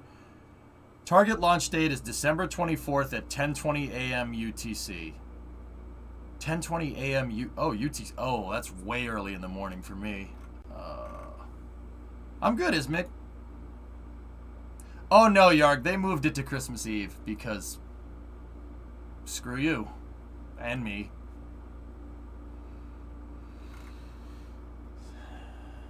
7:20 a.m. Yeah, that's early. Okay, another morning launch.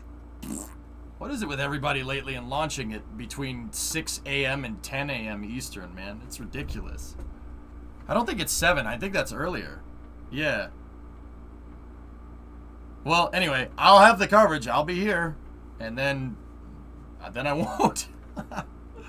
Oh, boy. I'm taking a couple days off. You know, we'll stream James Webb and then 24, 25, 26 off, guys, for the people that want to know. That Parker Solar Probe video was awesome. Hell yeah, man. Hell yeah, it was. 5 a.m.? Yeah, that's what I thought.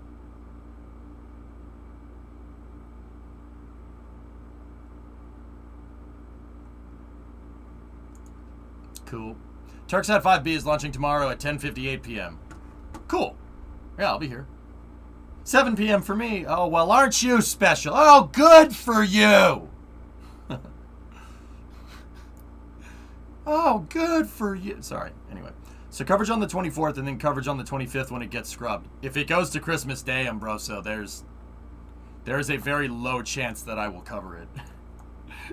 If it goes to Christmas Day, man, there is a very low chance that I'll be anywhere near my computers. But I'll see what I can do. I might bring my laptop with me just in case.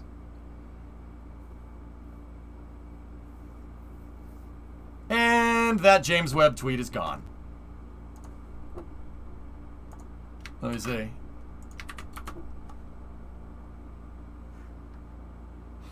Yep. Okay. Cover it from the car? Ugh. Alright, what else do we got here? Let's keep going. Hey, Alucard, what's up? The Russian private space company Success Rockets plans to perform the first orbital flight in 2024. Wait, what? Said its General Director Oleg Mansurov. The suborbital test flight to an altitude of more than 100 kilometers is planned for 2022. We know you have the technical capability. Oh, I don't give. What if I'm flying on a plane, man? James Webb is either a Christmas gift or not. Bruh. You had some sick shoot video up for a second earlier about that. ExoMars is a pretty much the first time Mars entry, descent, and landing will not rely on a type of parachute called the disc gap band that traces its lineage back to Viking in the 60s, but instead is a slotted design. Also, fun fact, it's co-developed by a grandson of the parachute engineer for the Apollo shoots. Cool, man. Why would you be on a plane on Christmas?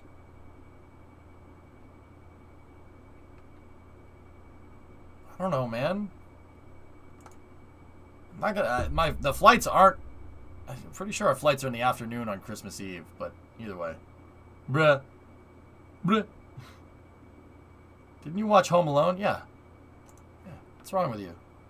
The suborbital flight to an altitude of more than 100 kilometers is planned for 2022. What is this?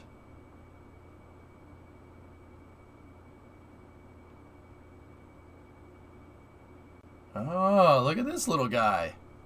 Look at this little guy. This is a Russian private company here.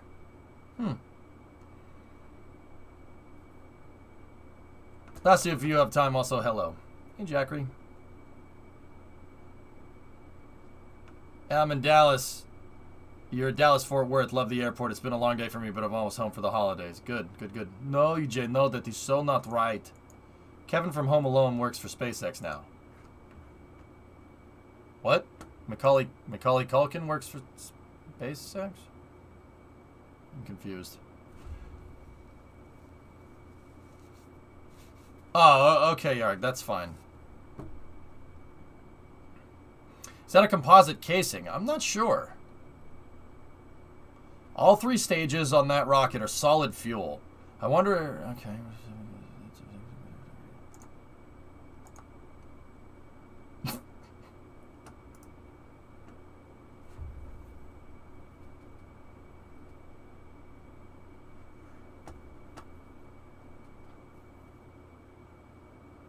Interesting.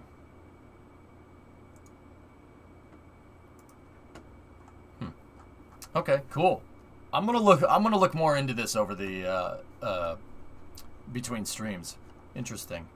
All right. Next thing from Rogozin, Interfax. All right, what is this?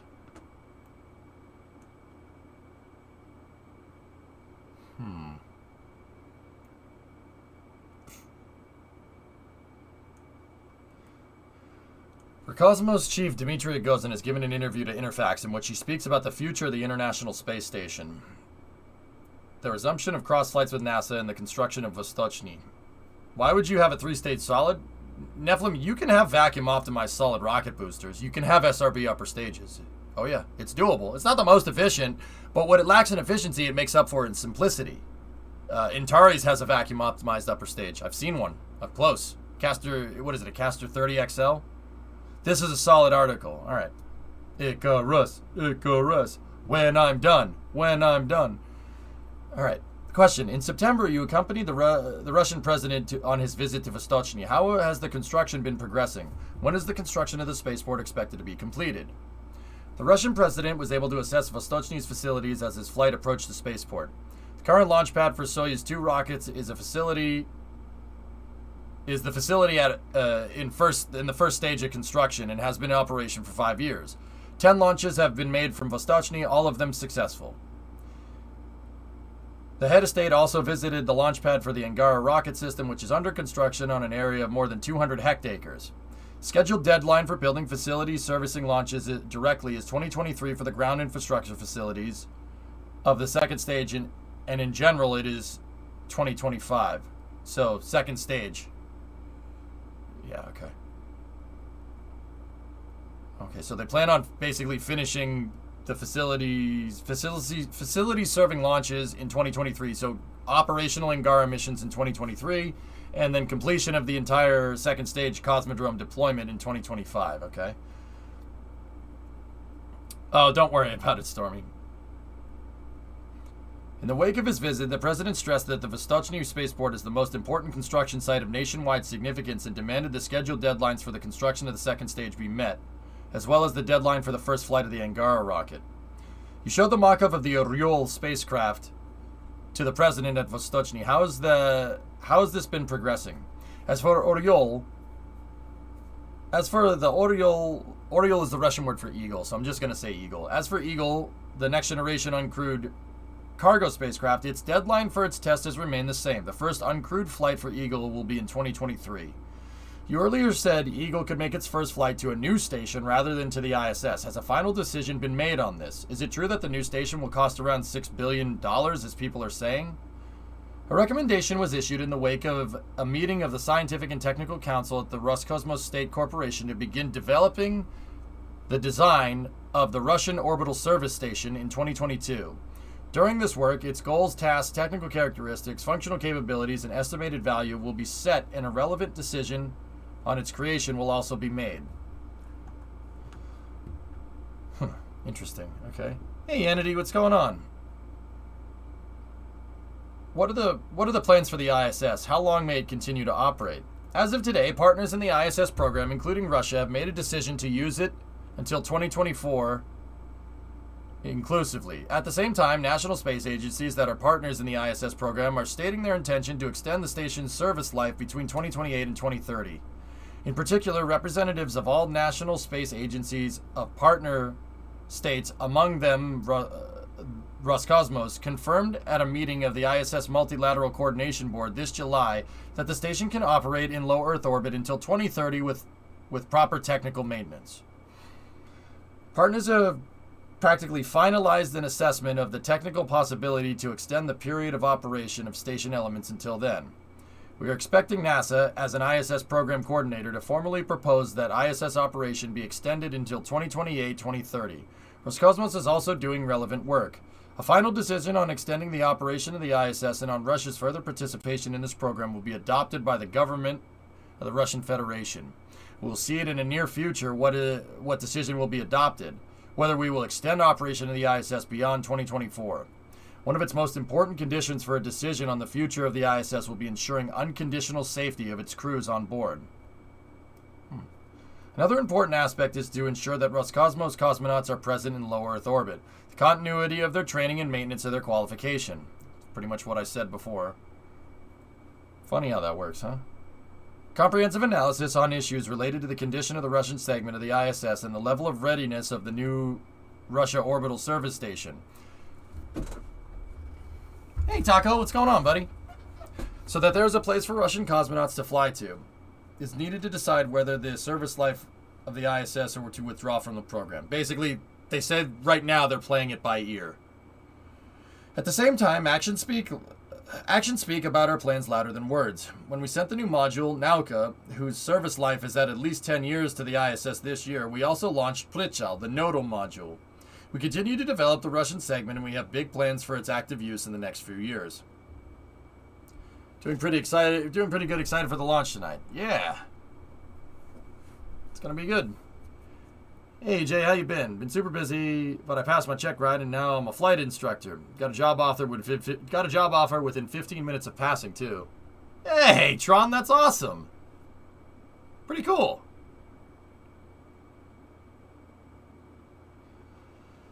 Congratulations.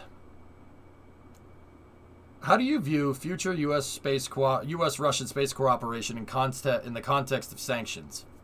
The United States has remained a key space partner. Despite the sanctions rhetoric, we have continued to cooperate on the ISS program and a number of other scientific projects. Scientific equipment such as the High Energy Neuron Detector, HEND, Lunar Exploration Neuron Detector, LEND, Dynamic Albedo of Neutrons, DAN, and the Spectre RG Space Observatory Joint Project and others. We are working on the possibility of organizing together with our American partners so-called cross flights of cosmonauts on U.S. spacecraft and Americans on Russian spacecraft. Furthermore, despite the formal refusal to participate in the project to create the Gateway outpost orbiting the moon, we stand ready to continue dialogue with NASA on harmonizing technical standards and on interlinking interface for crews' possible interaction.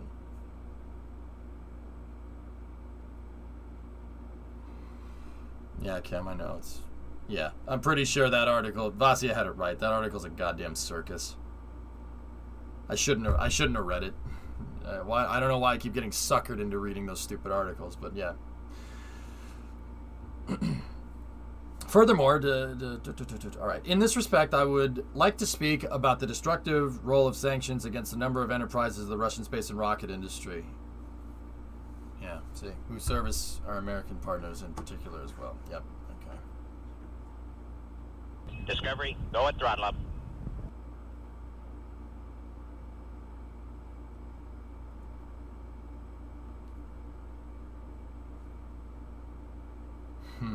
Interesting. Hey, well, Lord, 31-month 3-sub. Thank you very much. When could the reinstatement of the cross-flight program take place? A visit by a NASA delegation has taken place recently. We have discussed without American partners a large number of issues. We've discussed without American partners a large number of issues. Wait, without?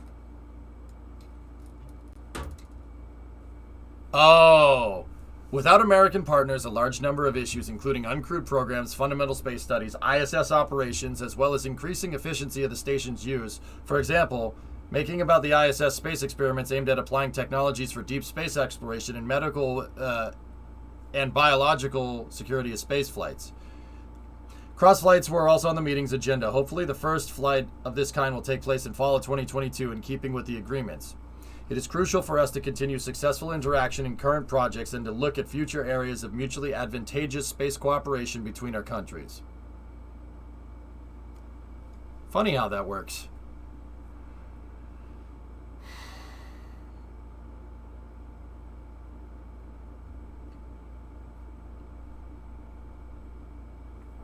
That's right, Kim. Dude, I like this up here. Right here. Furthermore, despite the formal refusal to participate in the project to create the Gateway outpost orbiting the moon, we stand ready to continue dialogue with NASA on harmonizing technical standards and on interlinking interfaces for crews' possible interaction. Got it. Did you take a nap today? No. Well, I took a nap. You could call it sleep. I only slept for... Shoot, I don't know. Like 4 or 5 hours, something like that. This morning you were tired.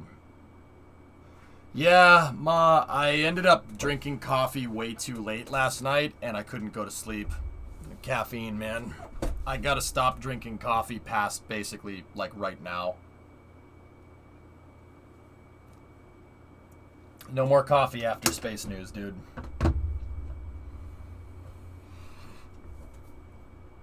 Yeah, I didn't go to bed until like 6:30 a.m. That's why I was late for the stream. I don't like doing that, man. But I don't choose that. Like, I don't choose that I freaking stay up till 6:30. It's not by choice, you know. What if you go cold turkey off coffee? I will get, for the next week, I will have a migraine badly. Caffeine withdrawal sucks. It's hard. It's a hard thing to get over. Quit drinking coffee. The Area in Space tweet is back up again. Time typo. 12:20 a.m. UTC. Okay, that makes more sense. Yeah. Yeah, XPC. Yeah, no, I probably should start doing that. The insomnia is killing me, man. Saw Spidey at 10:45 last night. It was 2 a.m. when I got home and up before 7. That's cute. Want me to end this man's whole career? Bro, I get like 4 hours of sleep a night. This wasn't the only night that this happened. It's pretty much happened every day this week. Look at it. Look at me. Look at this. Looked like I got punched in the face. Nice. It's happened every day this week, dude. It's a pain in the butt, man. You know what really sucks? And this is just kind of one of the things, just on a quick side note. So one of the things about, streaming. Most of the time when I'm streaming is when other people get errands, like a normal person on a 9-to-5 job would get errands done. After work for me is midnight, 11 o'clock, midnight, 1, 2 a.m. That's my 5 o'clock, right? And before you say it, oh, just work 9 to 5. Yeah, that's... It turns out that when you stream during the day, when most people are working, that not as many people watch. I know, funny story. It's funny how that works, right? So yeah, my shifts are at night, dude. My free time is in the early hours of the morning, right? And it's tough. Like, it's tough to get errands done. It's tough to, go to bed. Like, if you frame it in the context of somebody working 9 to 5, it's tough to go to bed at 6 p.m. You know what I mean? You don't come home from work at 5 o'clock and go right to sleep. I mean, some people take a nap, but then you're up until, 8, 9, 10 o'clock. For me, 8, 9, 10 o'clock is like 2, 3 in the morning, right? Must be hard to work from home. Yeah, I know, man, I know, it's just video games, I get it. You're right, there are harder jobs, absolutely. But dude, it's different when you have to manage your own schedule. When you're your own boss, that's tough, man. It's tough to do. It's not for everybody.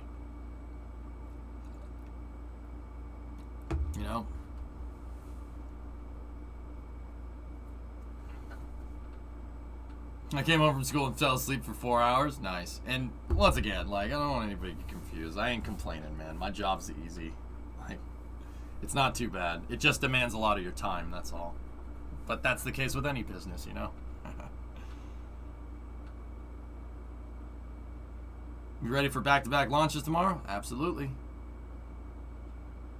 See, where I'm at right now is how I usually deal with stress. This week has stressed me out because I have errands that I have to do. There's stuff that I have to do that requires, like, a bank being open, for instance. That's just a random example. Like, and, like, planning a wedding and stuff. Stuff that in my free time I don't really have time to do because, wedding planning venues are not open at 3 in the morning,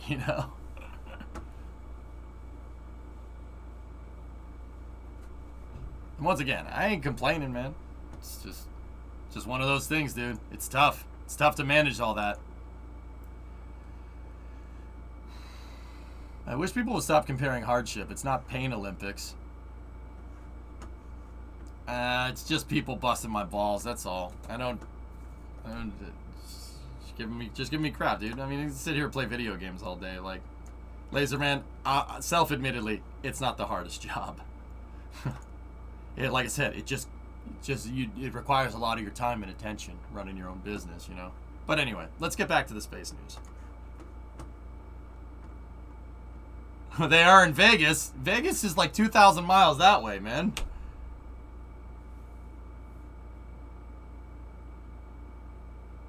Okay. Let's get to another Russian partner, China. What could be the extent of Russia's involvement in a joint project with China on creating a lunar station? China is truly Russia's strategic partner, and the launch of such a large-scale project highlights the importance of strengthening and advancing scientific research interaction not only for China and Russia, but also the whole of humanity. The International Lunar Research Station is a set of experimental and research tools on the survey and/or Moon's orbit, which is aimed at multidisciplinary and multi-purpose scientific research, including the exploration and use of the Moon, lunar observations, fundamental research experiments, as well as checking technologies to allow lengthy, uncrewed missions with the future option of human presence on the Moon. Oh, yeah, yeah, go stream it, right? Yeah, hypersonic, it's fine. I'm not going to sit here and say that people don't have harder work to do than me. I don't think that's fair. Take it from somebody that's done harder work than this. I mean, working on the loading dock was harder than this. You know, working in a restaurant was way harder than this. You know, why you got to deal with people?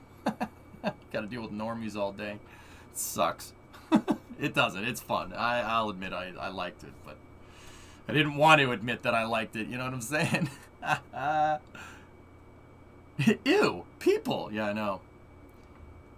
The Russian side, together with Chinese partners, will cooperate on planning, substantiation, design, development, implementation, and the operation of the International Lunar Research Station, including a set of joint advancements together with international partners. Project aimed at building a station of this kind is a serious step in the exploration of the Moon. Hence, it is open to all interested countries and foreign partners. Importantly, the cooperation in this project will be based on the principles of equal partnership, transparency, and consensus in the decision-making process, which, for example, the Gateway Lunar Station program is lacking, which has caused our withdrawal from this project.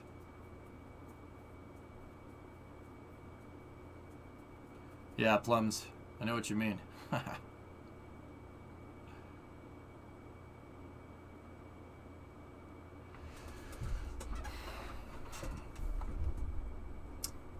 Interesting.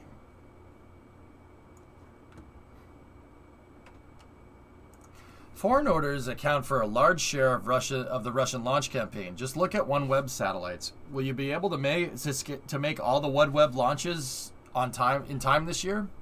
We've scheduled 7 OneWeb launches for 2021, including 6 from Russian spaceports, 3 from Baikonur, 3 from Vostochny, and 1 from the Guiana Space Center. There's a Soyuz pad at the European Space Center.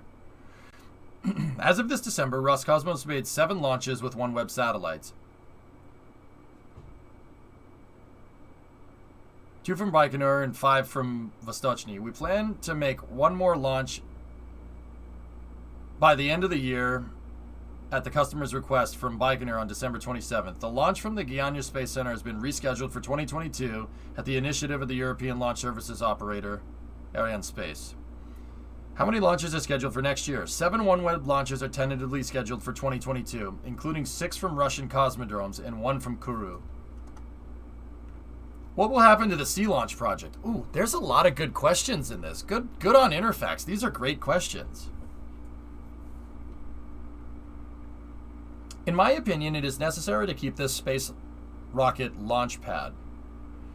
To this end, Roscosmos, S7 Group, Rosatom, and the federal agencies concerned are working on finding the best way of implementing this project. Okay, so they're keeping it on life support right now. That doesn't mean it won't come out of a coma, so to speak, in the future. Got it.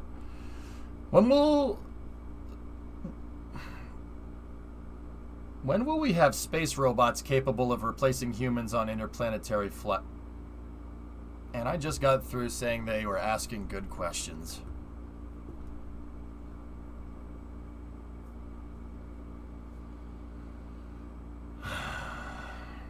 Okay. If we speak about robots that can replace humans, for example, for dangerous work in space, the Roscosmos State Corporation... Roscosmos is working in this area as well. If you remember, the first experiment was held in 2019 as part of the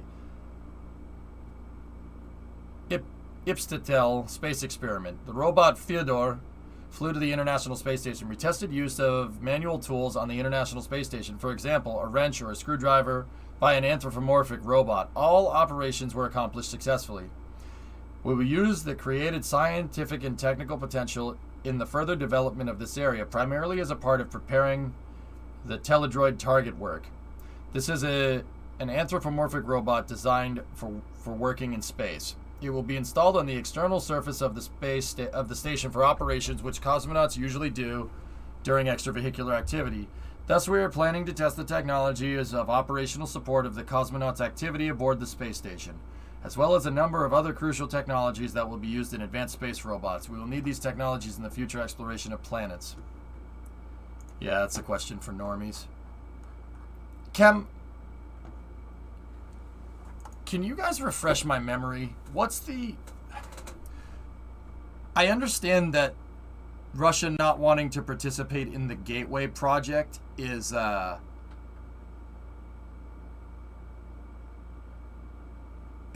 because it's not mutual, not equal partners. What was the cited reason for that, if I'm remembering right? Can you just give me a refresher? It's just kind of for the record here. Designed for stealing money, savage. Hello, I am Fyodor. Fyodor. Theodore. Ted? The robot's name is Ted? Ted the robot. Okay. Uncle Pooh said no. Yeah. Anything who doesn't know everything about rockets is a normie. Well, serious, if you're... Alright, well, first of all, I am very smart, and I understand spaceflight better than most. And that question was for people who have such a lesser intellect than me. I actually watch Rick and Morty, too. Is that a proper use of your emote? First of all, ban serious potato pot. Wrecked. Wrecked, bro.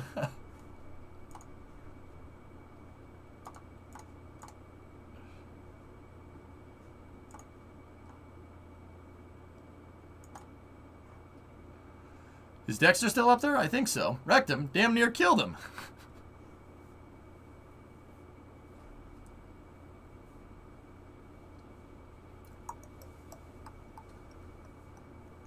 Yeah, what was the...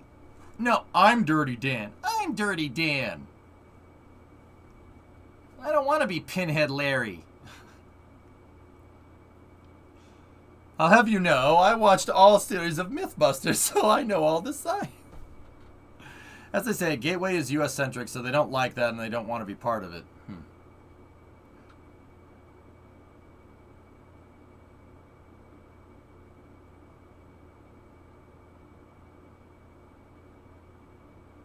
Yeah, I understand that, Kim. Yeah.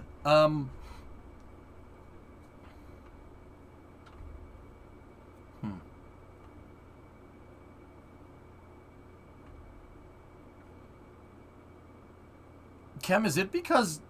Okay, this is going to sound like a dick question. You tell me if I'm out of line, okay? Is it because you guys don't have a rocket that can reach there? They want ISS type of cooperation. Yeah, I got that part. Who you call it Pinhead? Why did they call it Kilju? Kilju is Finnish for sugar wine. Because if you drink too much, it can kill you. Got him! Got him! Kem, like, honest question, is that the reason? I mean, yeah. If you go to the space station, if Roscosmos wants to move anything out there, they're gonna need to use Orion and SLS. It screws with your launch business. That makes, I mean, like, once again, I'm not saying like, oh, you guys don't have a rocket, that sucks. No, that's not what I'm getting at. That I'm getting at is that they don't want to screw their own business.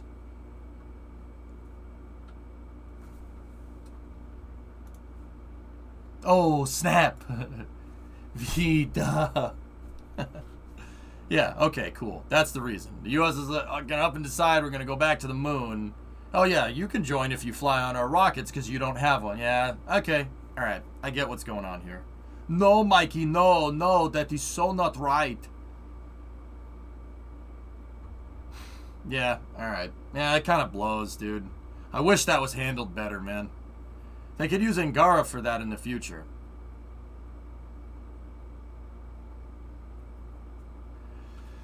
Yeah.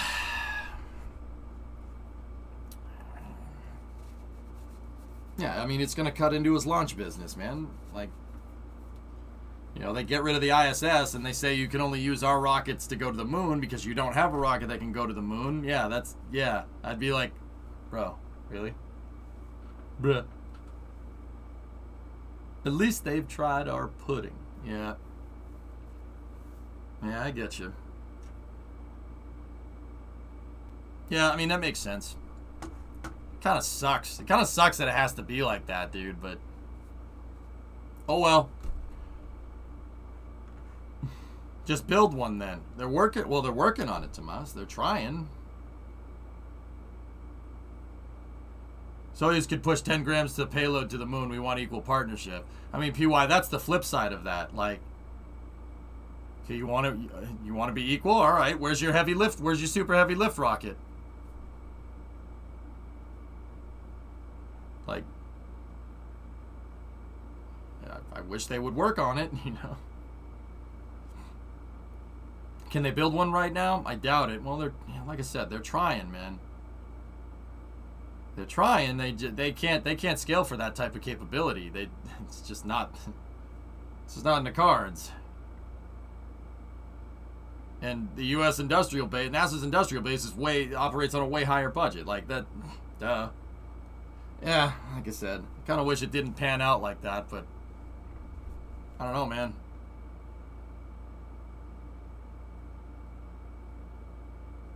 Quick question: what are your top 5 comedies of all time? Blues Brothers, Happy Gilmore, Tommy Boy, Hot Shots Part 2, Tropic Thunder.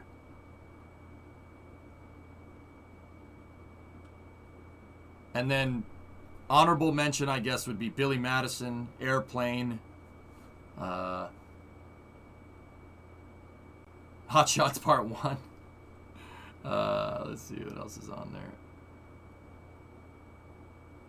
Is Spaceballs a comedy? Blazing Saddles, yeah, I guess Spaceballs would probably be up there in the top 5.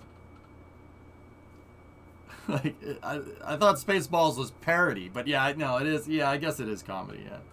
No love for the Mel Brooks stuff? No, it's just when I'm put on the spot, that's what popped into my head. I don't really keep a running list. I don't like rating comedy movies one over the other, dude. I just like comedy. Putting it into trying to categorize it into some arbitrary list is stupid. That's needless semantics, in my opinion, you know? Like, do I like Blues Brothers more than I like Spaceballs? I don't know, man. Who cares?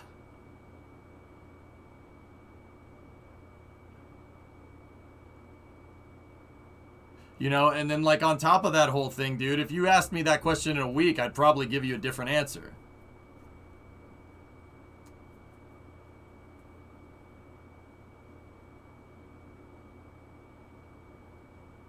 Right now, they are seriously considering 4 Angara launches, 2 booster stages, 1 capsule, and a lander.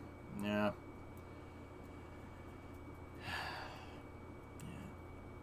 What about Seth Rogen comedies? Are you a fan? 40-Year-Old Virgin was a funny movie, dude. But that's a different kind of humor, man. Spaceballs and 40-Year-Old Virgin are that's 2 different types of humor. Spaceballs is very slapstick, you know? 40-Year-Old Virgin is different, man. It's a different type of comedy. That's why I like Tropic Thunder so much. Tropic Thunder was a return to that ridiculous slapstick type of movie. Tropic Thunder harkens back to like Blues Brothers and Spaceballs and stuff like that, but it's a parody on a parody of itself. The movie is literally a dude playing a dude disguised as another dude. That's hilarious. That is hilarious levels of irony there. That's one of the funniest movies around. Tropic Thunder is hilarious, man. That movie came out in 2007. It's almost 15 years old. People still quote it on the regular. That's how you know it's good. It's one of the most quotable movies around. Yeah, E.G. kind of all in that kind of same boat, I think. I like Pineapple Express. I thought Pineapple Express was hilarious.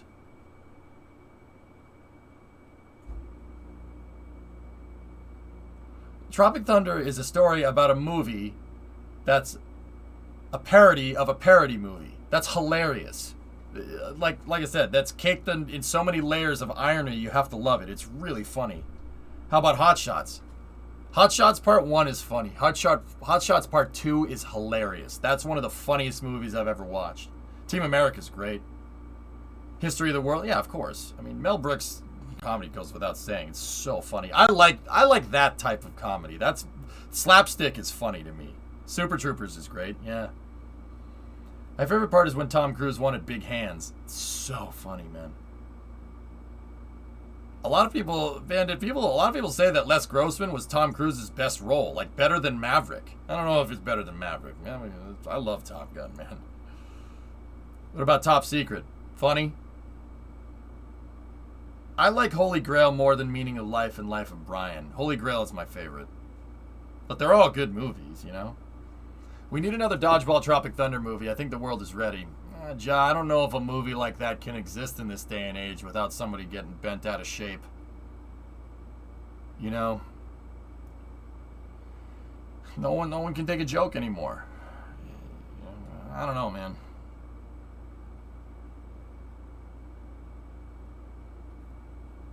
He's not the Messiah. He is just a naughty boy.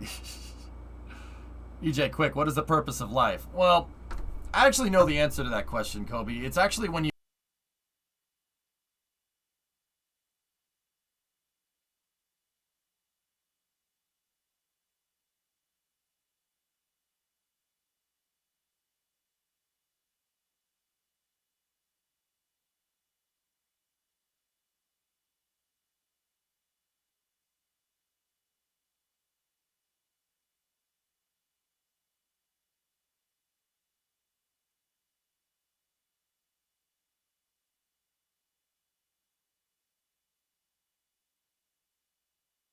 And that's the meaning of life, you know, that's really what it's all about.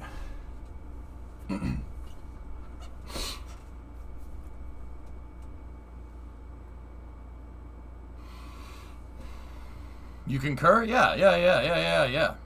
Mm-hmm. No, EJ, no, that is so not right. Are you sure about that? I agree with everything I just heard. Yeah. That was quite insightful. Yep. Last, because they're gonna try. Who's gonna try? They're doing History of the World Part 2 on Hulu. Okay. Alright. Sorry, I wasn't listening. Can you repeat?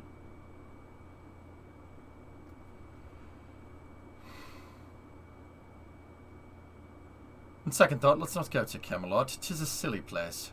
There is no design. See, Forlorn, that's exactly what I'm talking about. We're joking. It's a joke. You don't need to take it so seriously. Mel Brooks is doing History of the World Part 2? Okay. Alright, 10. Okay. If Mel Brooks is doing it, then alright, okay. I disagree on the second part, but the first part is totally true.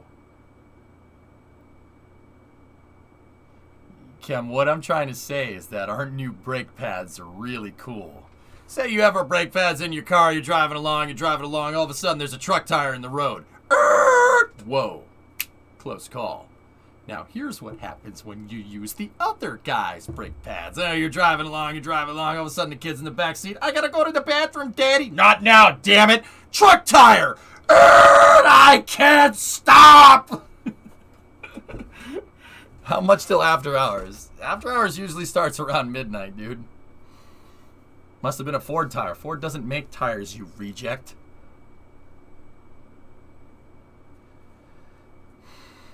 If there is, it's all about merchandising. Yeah. Alright, anyway, let's get back into the space news. Nice, Ambroso. Big Ford tire fan. See, Spiffy, the fact of the matter is that that's a trick question. There actually is a Ford tire brand. It's called Firestone. Yeah, but see, didn't even bother trying to make a good joke. No, just stick it to Ford. What? Today I learned. Yeah, Firestone Ford. Yeah, absolutely. Actually, Spiffy, to turn it into a history lesson, Firestone Tire was started by Henry Ford because he didn't have enough, nobody could supply him with enough rubber. to make the tires for all the cars he wanted to manufacture. I can swap out some parts to this sentence and it might sound a little bit more familiar. Panasonic couldn't make enough batteries for the electric cars that Tesla needed to manufacture, so they started making them themselves. History doesn't repeat, but it does rhyme. Ford tires wouldn't work. You can't have oval tires. You need cylindric ones. Yeah, good call. Anyway, more space news. No, I want to go over there. There we go. Okay, cool. All right, so we got some SLS news. The forward join on the second Artemis core stage is together. There's the forward skirt, liquid oxygen tank, and the intertank here. The forward join basically joins the forward components of the core stage.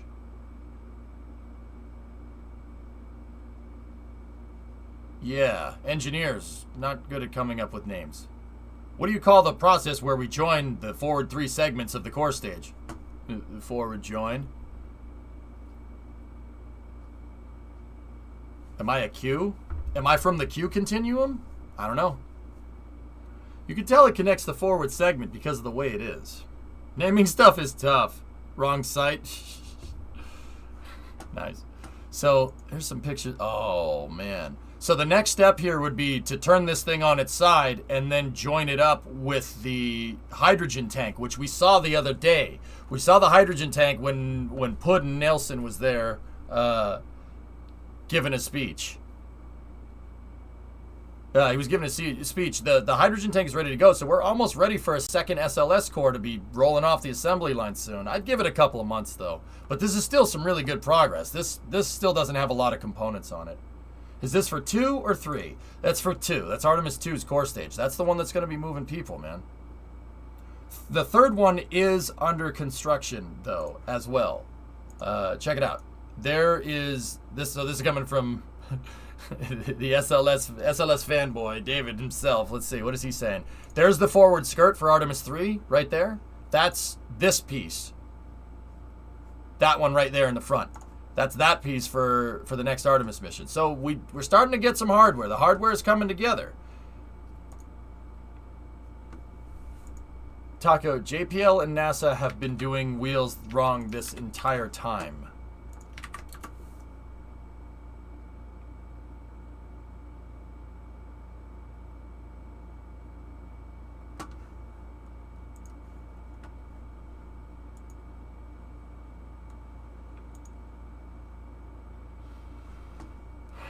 I guess they weren't using their head.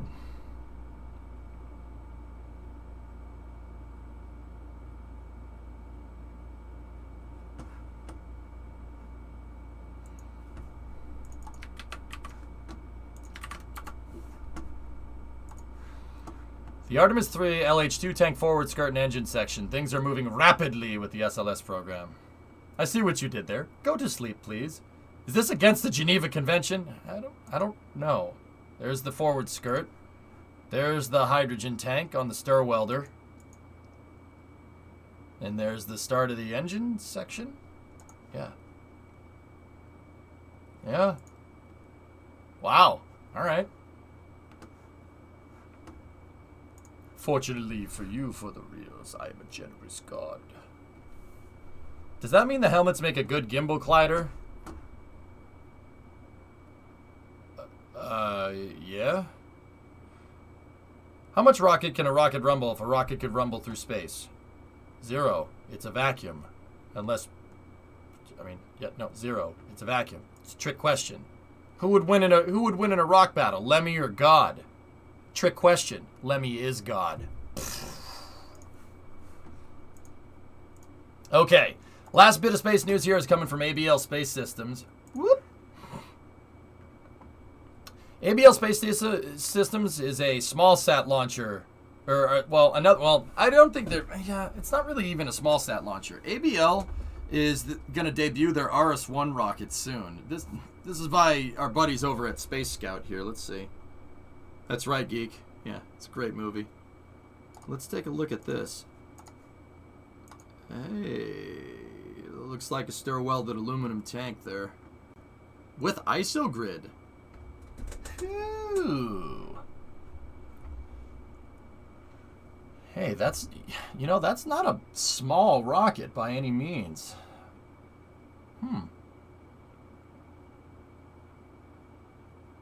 Hey, Roscosmos fans, is there a picture of Eagle around?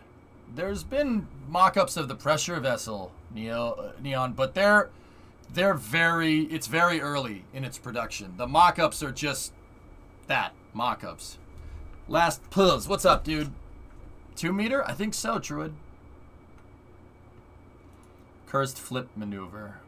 That wasn't your last, but... Yep, okay.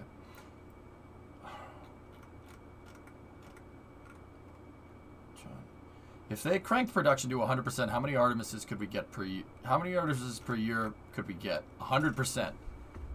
Oh, very nice, Thomas. Person in the tank. Yeah. John,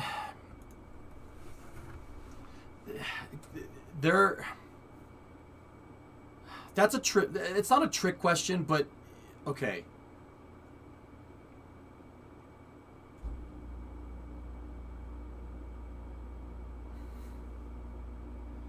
They're at 100% right now. The capacity scales to the deadline. It always does.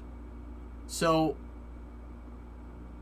they're at 100%. They're going as fast as they can with the deadlines for the launches that they have right now, and they probably still won't hit it. And that's not a mark against NASA. Everybody does that, right? So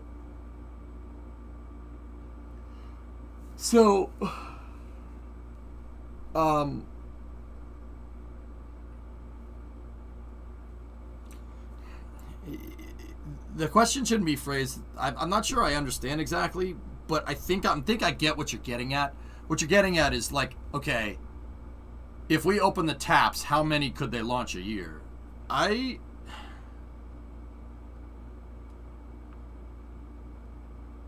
think they could do 4. They could probably do 4 a year.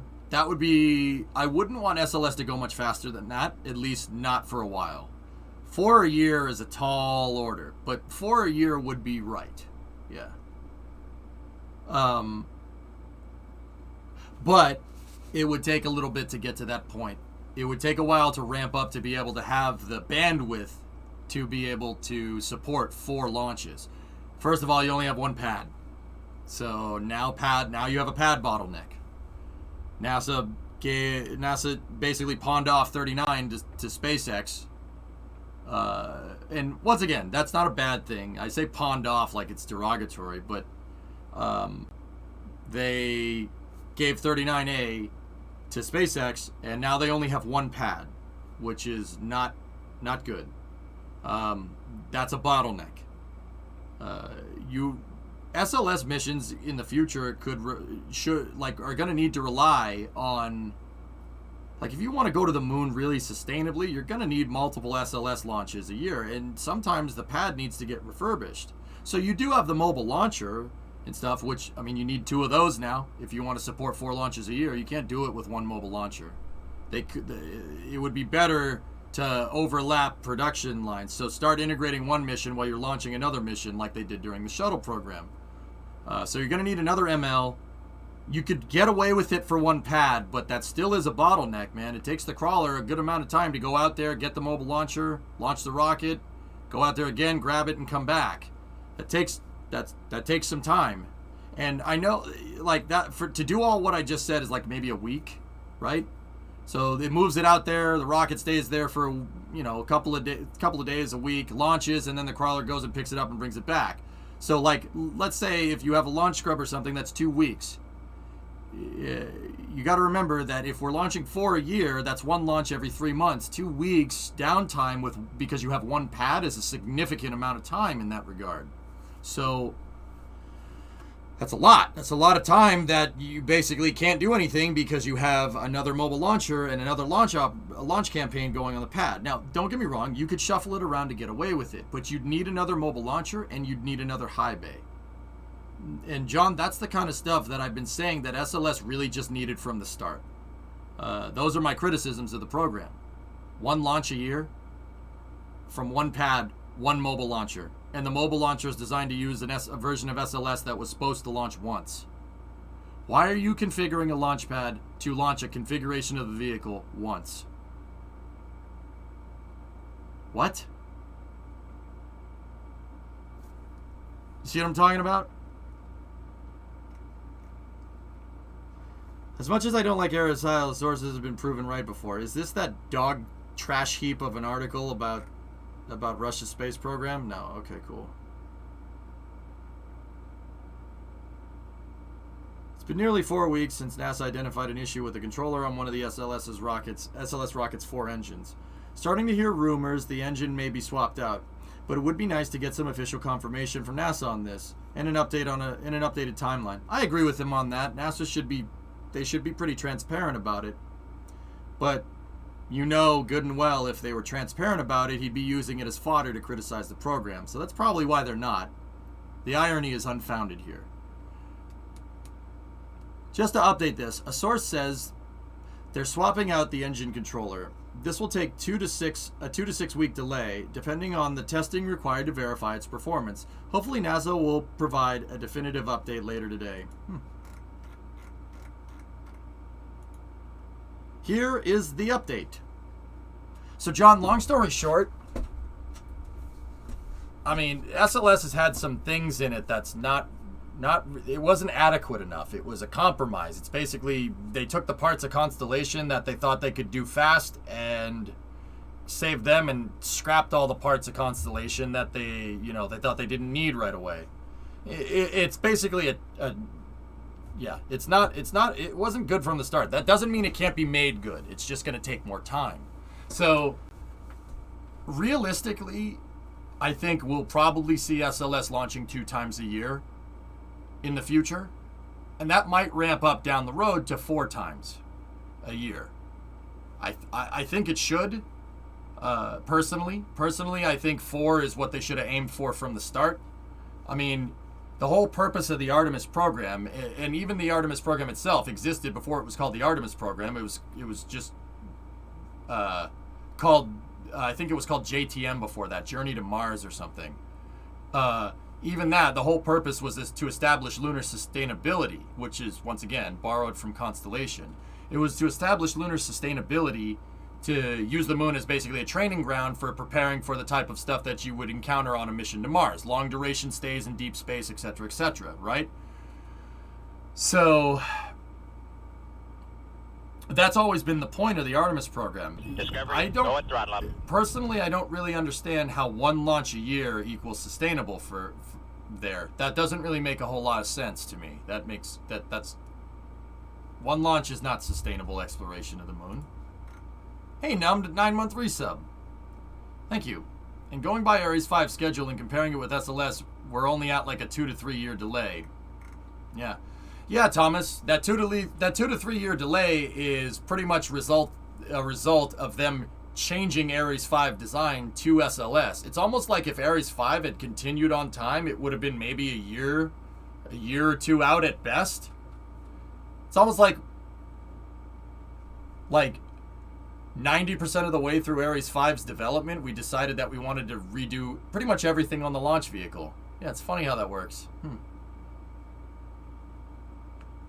What was the Constellation? Was the Constellation program reusing shuttle parts as well? Some, Jax, but no, not as much. They would have used the SRB casings, and they would have used the 5-segment booster. But all the SRB casings from the shuttle program would have got used up on Ares 1 missions. And then Ares 5 would have basically, out of the box, came with new SRBs. Guys, I'll do a deep dive into Ares 5 if you want someday. Ares 5 was insane. It was an insane launch vehicle. It made the Saturn V look puny. Ares 5 to a Saturn V is what Super Heavy is to SLS. It's ridiculous. Ares 5 had 5 RS-68s in the core stage and 2 5-segment boosters. That's insane. It had 188,000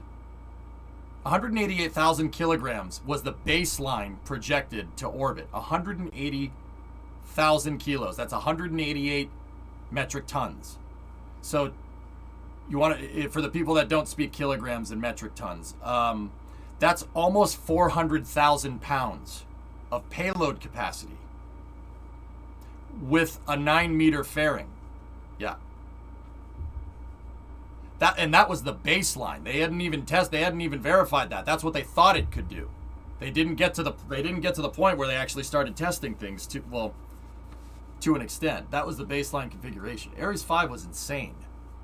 How many hand bananas is that? Yes, all the hand bananas. I mean, Ares 5, you could put an Abrams tank on top of it and it would launch it into space. No problem. Easy. Like, easily. You could almost put 2 on there if I'm thinking about that right. Icarus patch today. Yep, we will be playing Icarus very soon. I'm going to play with Yarg. Why is it not sustainable? The station will not be manned all the time, and no station on the moon is planned in the near future. Black Horse, it's not sustainable because infrequency of launches is a really good way to give fodder to critics of the program. And now, don't get me wrong, you shouldn't really give a frick what people say, but public perception of NASA is directly tied to their funding. If people think that it's a thing that we should be spending money on, well, then we're going to spend money on it, right?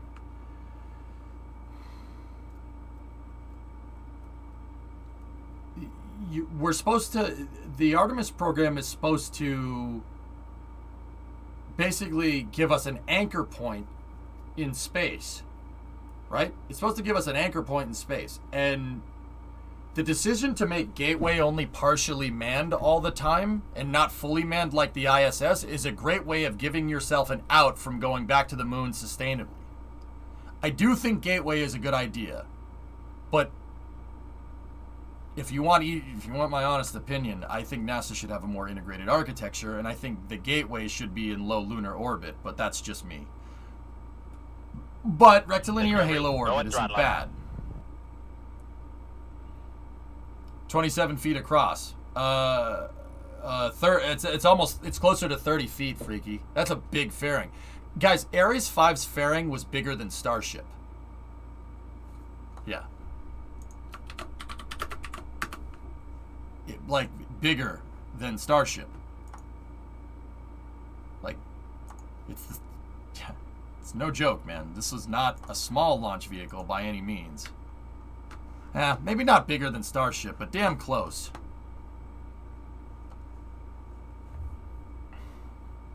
Hey, Blackness. 28-month resub. Thank you. But what's that, Ark? That tweet doesn't exist. New spin launch concept.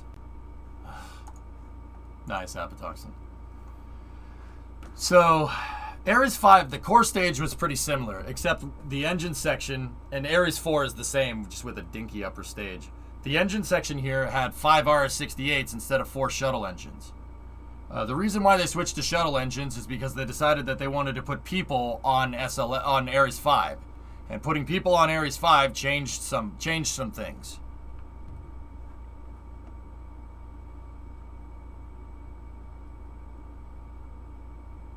No, okay, Ark.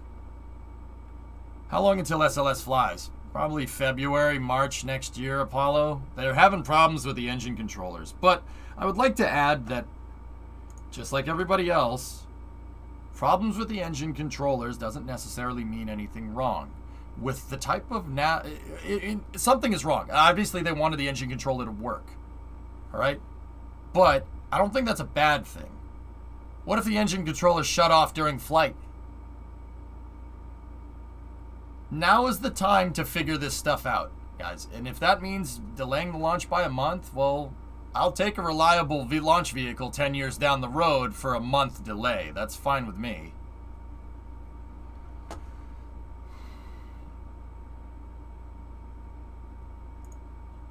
Again.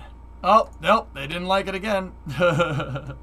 Yeah, we could do a deep dive into Ares 1 and Ares 5 if you want, dudes. I personally, I think Constellation was a pretty good idea. I know that everybody who's read the Constellation wiki page, is an expert on Ares 1 and Ares 5 and how they weren't safe for people. But the reality of the situation is that, yeah, they pretty much were. I mean, there's always going to be unknown unknowns with spaceflight like that. You may have had problems down the road that needed to be addressed, but the way Constellation's architecture was set up was to do rapid waterfall testing, believe it or not. That's what they wanted to do. Basically create a healthy and robust program with pretty good goals in the interim and in the long term to keep everything nice and not lean. That's not the right way to do that because that implies that you took away something.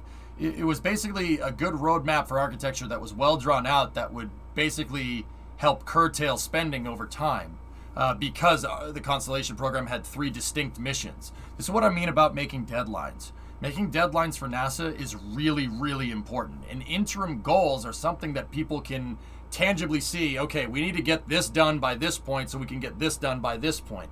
That the SLS program, SLS and the Artemis program does not have that. That's one of my biggest critiques of the program. And the thing is like, I don't think SLS is a bad rocket either. It's not. It's fine. We can make that work. It's good. It's good enough. It needs a better upper stage, but it's getting there. It's not a bad design by any means. It seems March, April is the new earliest possible. Hellfish, this engine controller thing is going to take some time. Not because, the engine controller went bad, let's replace it and let's launch it. But for the reason that I said, and this is what Eric said in his tweet, to be fair, it's going to take some time to figure out and understand what went wrong here. Now is the time to do that. You have to figure out why it's doing what it's doing. Why did that happen? Why did the engine controller just short out? You have to do a fault investigation because obviously you didn't want it to do that, and having something do that this late into a launch campaign is not ideal. I mean, but it's not ideal. But once again, I'll say it again. All you did was find. I'm pretty damn sure this probably has something to do with the processing that they're doing inside of the VAB. How can I be so sure of that? This problem didn't manifest itself in the test stand at the B2 test stand during the green run. Didn't manifest itself then. And they had the engine controllers powered on. It didn't manifest itself in testing. The engine controllers didn't die out when they were doing engine controller testing and they said, it's fine, ship it. That didn't happen.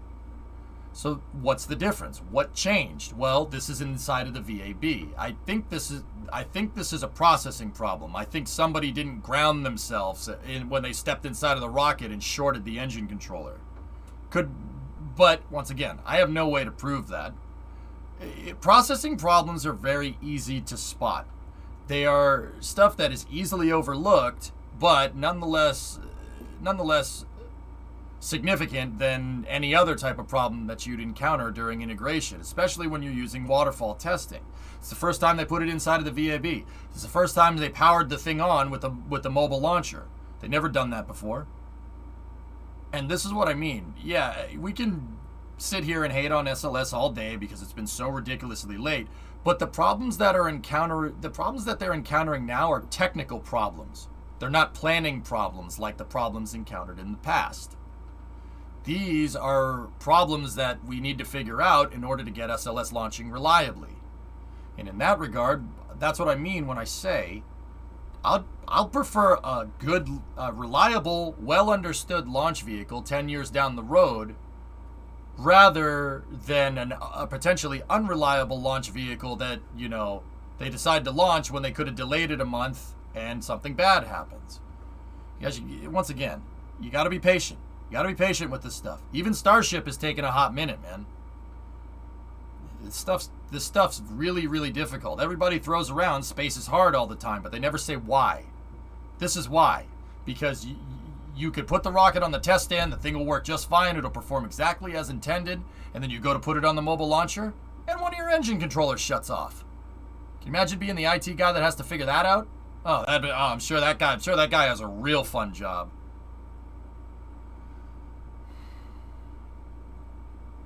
You see what I'm saying? Take the delays now. No matter what people say about criticism, take the delays now. Heck, if they said we don't want to launch Artemis 1, we're going to retool SLS for the upper stage and go from there, I would even be okay with that. Even if it delayed SLS by like a year and a half. I'd still be cool with that because you'd be starting with a much better launch vehicle. However, at the same time, you're so close to launching this one. Now would not be the time to do something like that. Wait until you have flight data from the vehicle and then make your evaluation on the second stage based off of that, which is exactly what NASA is doing.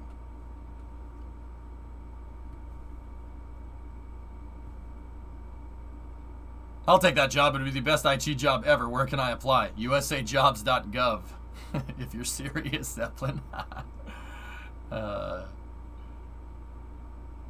So, yeah, fellas, I mean, you gotta be patient.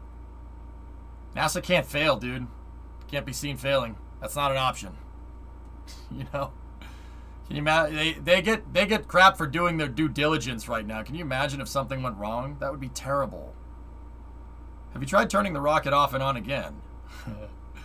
Yeah, Franco, but yeah, you turn the rocket off and on again, but that doesn't necessarily fix the problem. It fixes the problem in the short term, but you don't understand why the thing failed, right? I know it's a joke. Like, I know, if you tried turning it off and on again, you'd be surprised how often that works. You'd be surprised how often they do that. You know, oh, this sensor's giving us some trouble. It's giving a bad reading. Turn it on and turn it off again. All right. Is the reading good now? Yes. Okay, scrub the launch. It's not about whether it works or not. It's about understanding the behavior, especially with rockets.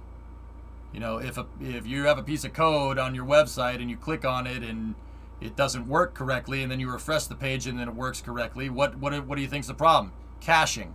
Something in the cache is conflicting with something in the code on the web page, right? Now, most people just refresh the page. Oh, it works now. Screw it. Right? You can't do that. You can't, it works now. Screw it. That doesn't work with spaceflight because you don't understand what just happened. And you have to be able to have a well-understood vehicle. And part of this engine part of the engine controller just dipping out and being like, nah, I don't want to do that. And part of it breaking is something that was, frankly, to be honest, it was caught in Q&A. That's a good time to catch it. You don't want to catch it when you're on the launch pad. Imagine if they went to move to do the wet dress rehearsal and the engine controller shut off during the WDR. That'd be catastrophic. It would get delayed more than... It would be catastrophic for the time frame. It would get delayed more than we're already thinking it's going to get delayed now. You know? The issue was that the front fell off. I'd just like to point out that's highly unusual. Well, the front fell off. You know what I'm surprised hasn't happened yet with the increase in the small sat industry? The revival of the Scout rocket. It's small, ridiculously cheap to make, and easy to deploy anywhere. I mean, yeah, Astra's kind of going for that business model, Vulcan, but I do understand what you're saying. It's just made out of leftover ICBM parts, which made it even cheaper. I uninstall and reinstall drivers for my rockets failure to launch. My girlfriend just calls me weird and sends a text to all her friends. Damn, son. Loving the stash? Thanks, Rod. I appreciate it. But anyway, yeah.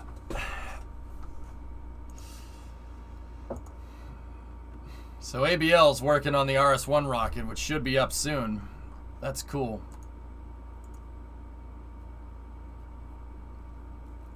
But yeah, would you guys... All right, I know people are going to say yes, but you honestly tell me, would you guys be interested in me doing, like, kind of a whole thing about, you know,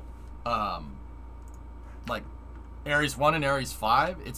Seriously, it's a really good design. I'm serious about that, and that's just kind of based off of the technical data that we have from NASA technical resources. They're really not... It's really smart. Yeah, definitely. Okay. My answer to this is always yes. You've seen the Freedom of Information Act request. Yep. Does a bear poop in the woods? Got it. EJ Dodd's Ares video. When? Yeah.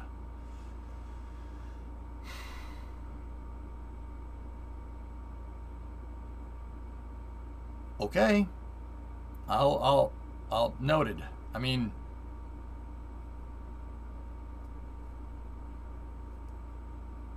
Did you just ask if we want you to be more like EJ? Yeah, I suppose that's right. I mean, dude, look at this payload capacity, man. Ares 5 makes Saturn 5 look like what Super Heavy makes SLS look like. It's unbelievable. Or Starship. The reality of that situation is SLS Block 1 and Starship have very similar payload capacities, but they have similar payload capacities for entirely different reasons. I'd love to help do a whole Ares deep dive. So much random information on these launch vehicles. Okay. Okay, Vulcan. Shoot me a message in Discord, dude. We'll see what we can do. Are the satellites that heavy? Well, Paper City, you got to understand that these rockets weren't designed. None of the rockets on the screen here were designed to launch satellites. Maybe except for the shuttle over there.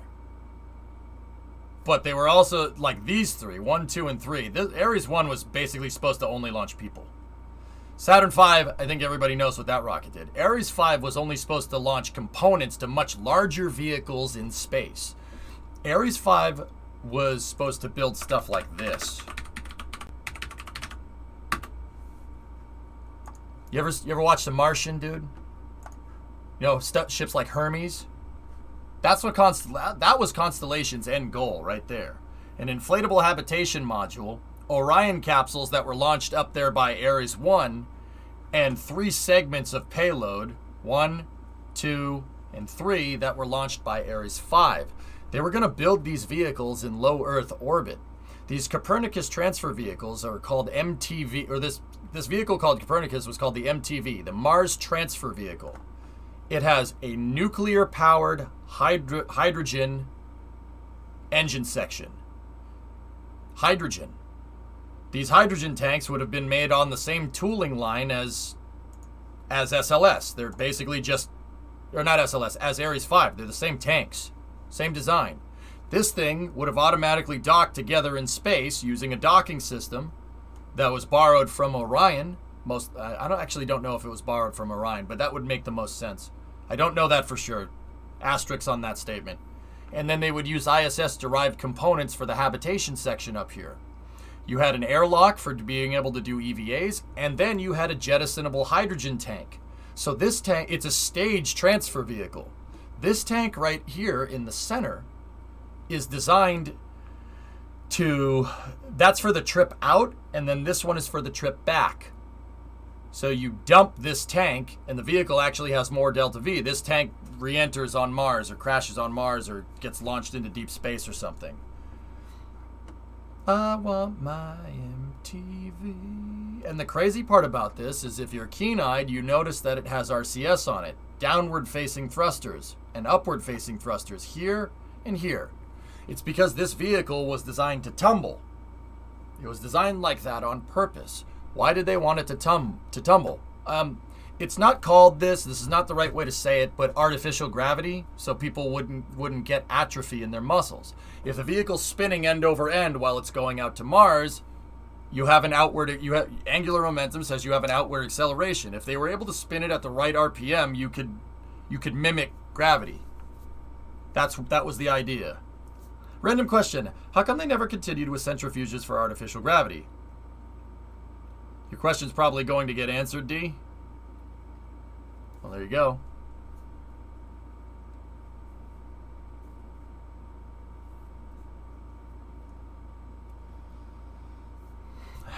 Like I said, guys, I could talk to you about Constellation and the roadmap for it and everything. I could talk to you about it for days. You do vehicles about ARC. I constantly use the Constellation program as a way to explain not well thought out and hastily implemented spaceflight architecture. And it's a pretty good case study into how you shouldn't run a space program. Now, and when I say how you shouldn't run a space program, I mean getting rid of it. I'm not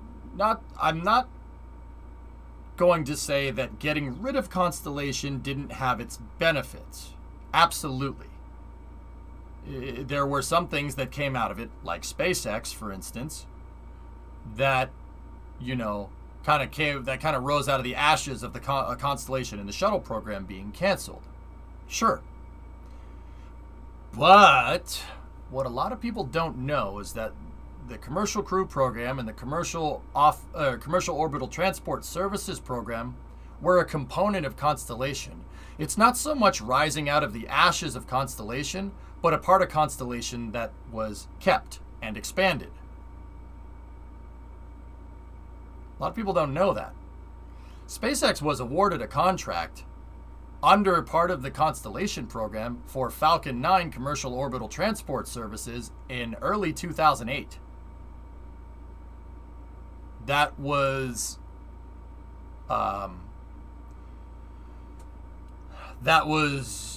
basically, I mean, it was the thing that saved SpaceX. SpaceX was about to go under because they had a bunch of rockets fail in succession. Falcon 1 failed the first 3 times, worked on the 4th.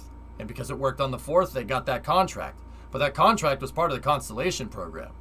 If you really want to be technical, the Constellation program is what saved SpaceX. And the reason SpaceX is successful is as successful as they are today is partially in part to the vision for space exploration. The vision for space exploration was the program that came about that established the Constellation program in 2004. The vision for space exploration was a response to another entity called the Columbia Accident Investigation Board. Basically, after Columbia, after STS-107 was lost, NASA said, okay, we're done with space shuttles. We need to do something else. We need to go back to doing what we were doing during Apollo. And they set out under the vision for space exploration, trying to figure out a better way to do that.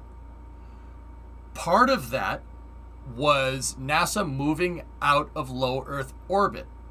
And part of that was leaving low Earth orbit to commercial entities and handing it over for commercial business and expanding the economy into space. Something that NASA is trying to do nowadays. And all that is just a continuation of the vision for space exploration. It was a huge part of the Constellation program. A very, very big part of phase 2 of the Constellation program. Getting commercial orbital providers like SpaceX to pick up the slack for moving people to the ISS, for moving people to commercial destinations in space. It was a very big, big deal. Going back to my question, I think tumbling would be more effective than probably a centrifuge. I was asking you right when you mentioned the tumble, and I was like, oh, yeah. No problem, D. Yeah, having a centrifuge on a spacecraft, so like, you have a spacecraft that's flying through space and having like a spinning ring on it, not a good idea. The ring precesses. It's basically gonna. You ever tried to hold a bike tire or seen an experiment where they take a bike tire and they spin it and you try to keep it steady? No, it wants to do this. Spacecraft will do the same thing. So what you would need is 2 rings. 2 rings going in opposite directions, contra-rotating like a helicopter. Same idea, same physics, but in space. So now you have 2 rings. So now the vehicle is twice as complicated to do the same thing that you would get if you just flip the vehicle end over end. Just make the entire vehicle the gyroscope. Does NASA get any of the money from the other private companies launching people for tourism? They do not, Paper. No. Does that make sense, dudes? I mean, but yeah, if you wanted a deep dive into this, I got you. I can give you a deep dive. You can do that. I mean, I don't think Constellation was a bad idea. I think it was a very good idea.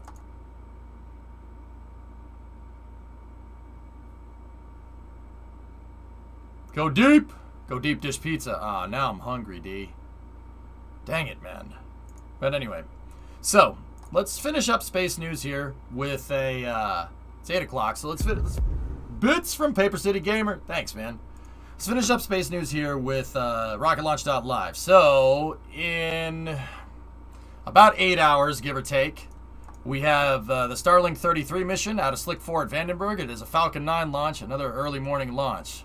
The last, 90% of the last, of all the launches in the last month have been at, early in the morning, which kind of does suck, but Constellation's biggest flaw was time and money. It didn't have enough of either. They had plenty of time. And money, well, yeah, Vulcan, that's what happens when you defund your space program and then cite poor performance as a reason to cancel it. That's exactly what happened. 4 a.m. Pacific time? No, that's Eastern. It would be 1:30, 1:24 a.m. Pacific.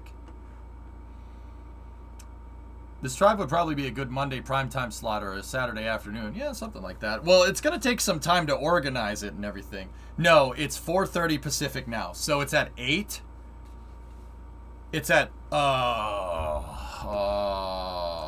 that's what those bunk tweets were, right? That Ark was trying to link. Oh, crap. Oh no.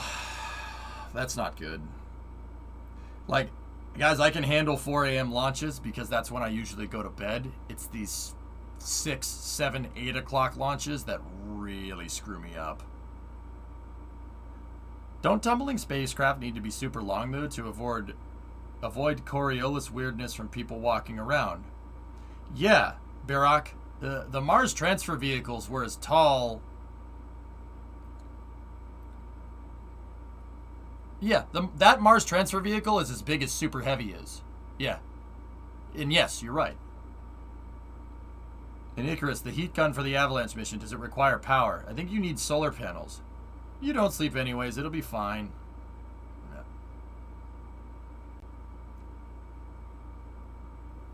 I mean, we want to replicate 32 feet per second, or 9.81 meters a second. Drat, help blocks?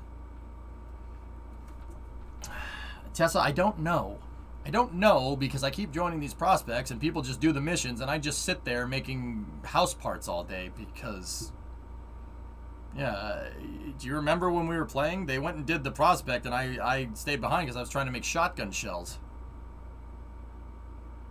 32 feet per second, get those units out of here. Do you give someone crap for speaking another language? Entropy? It's very bigoted of you.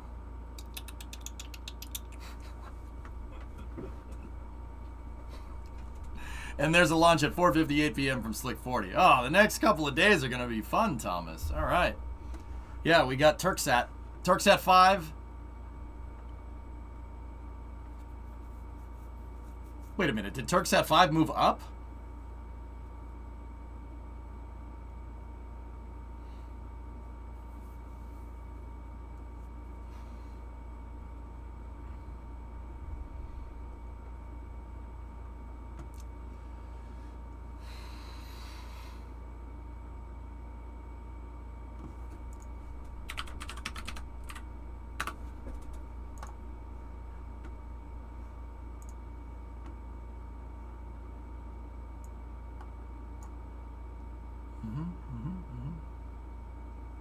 It's still 10:58 per the media release.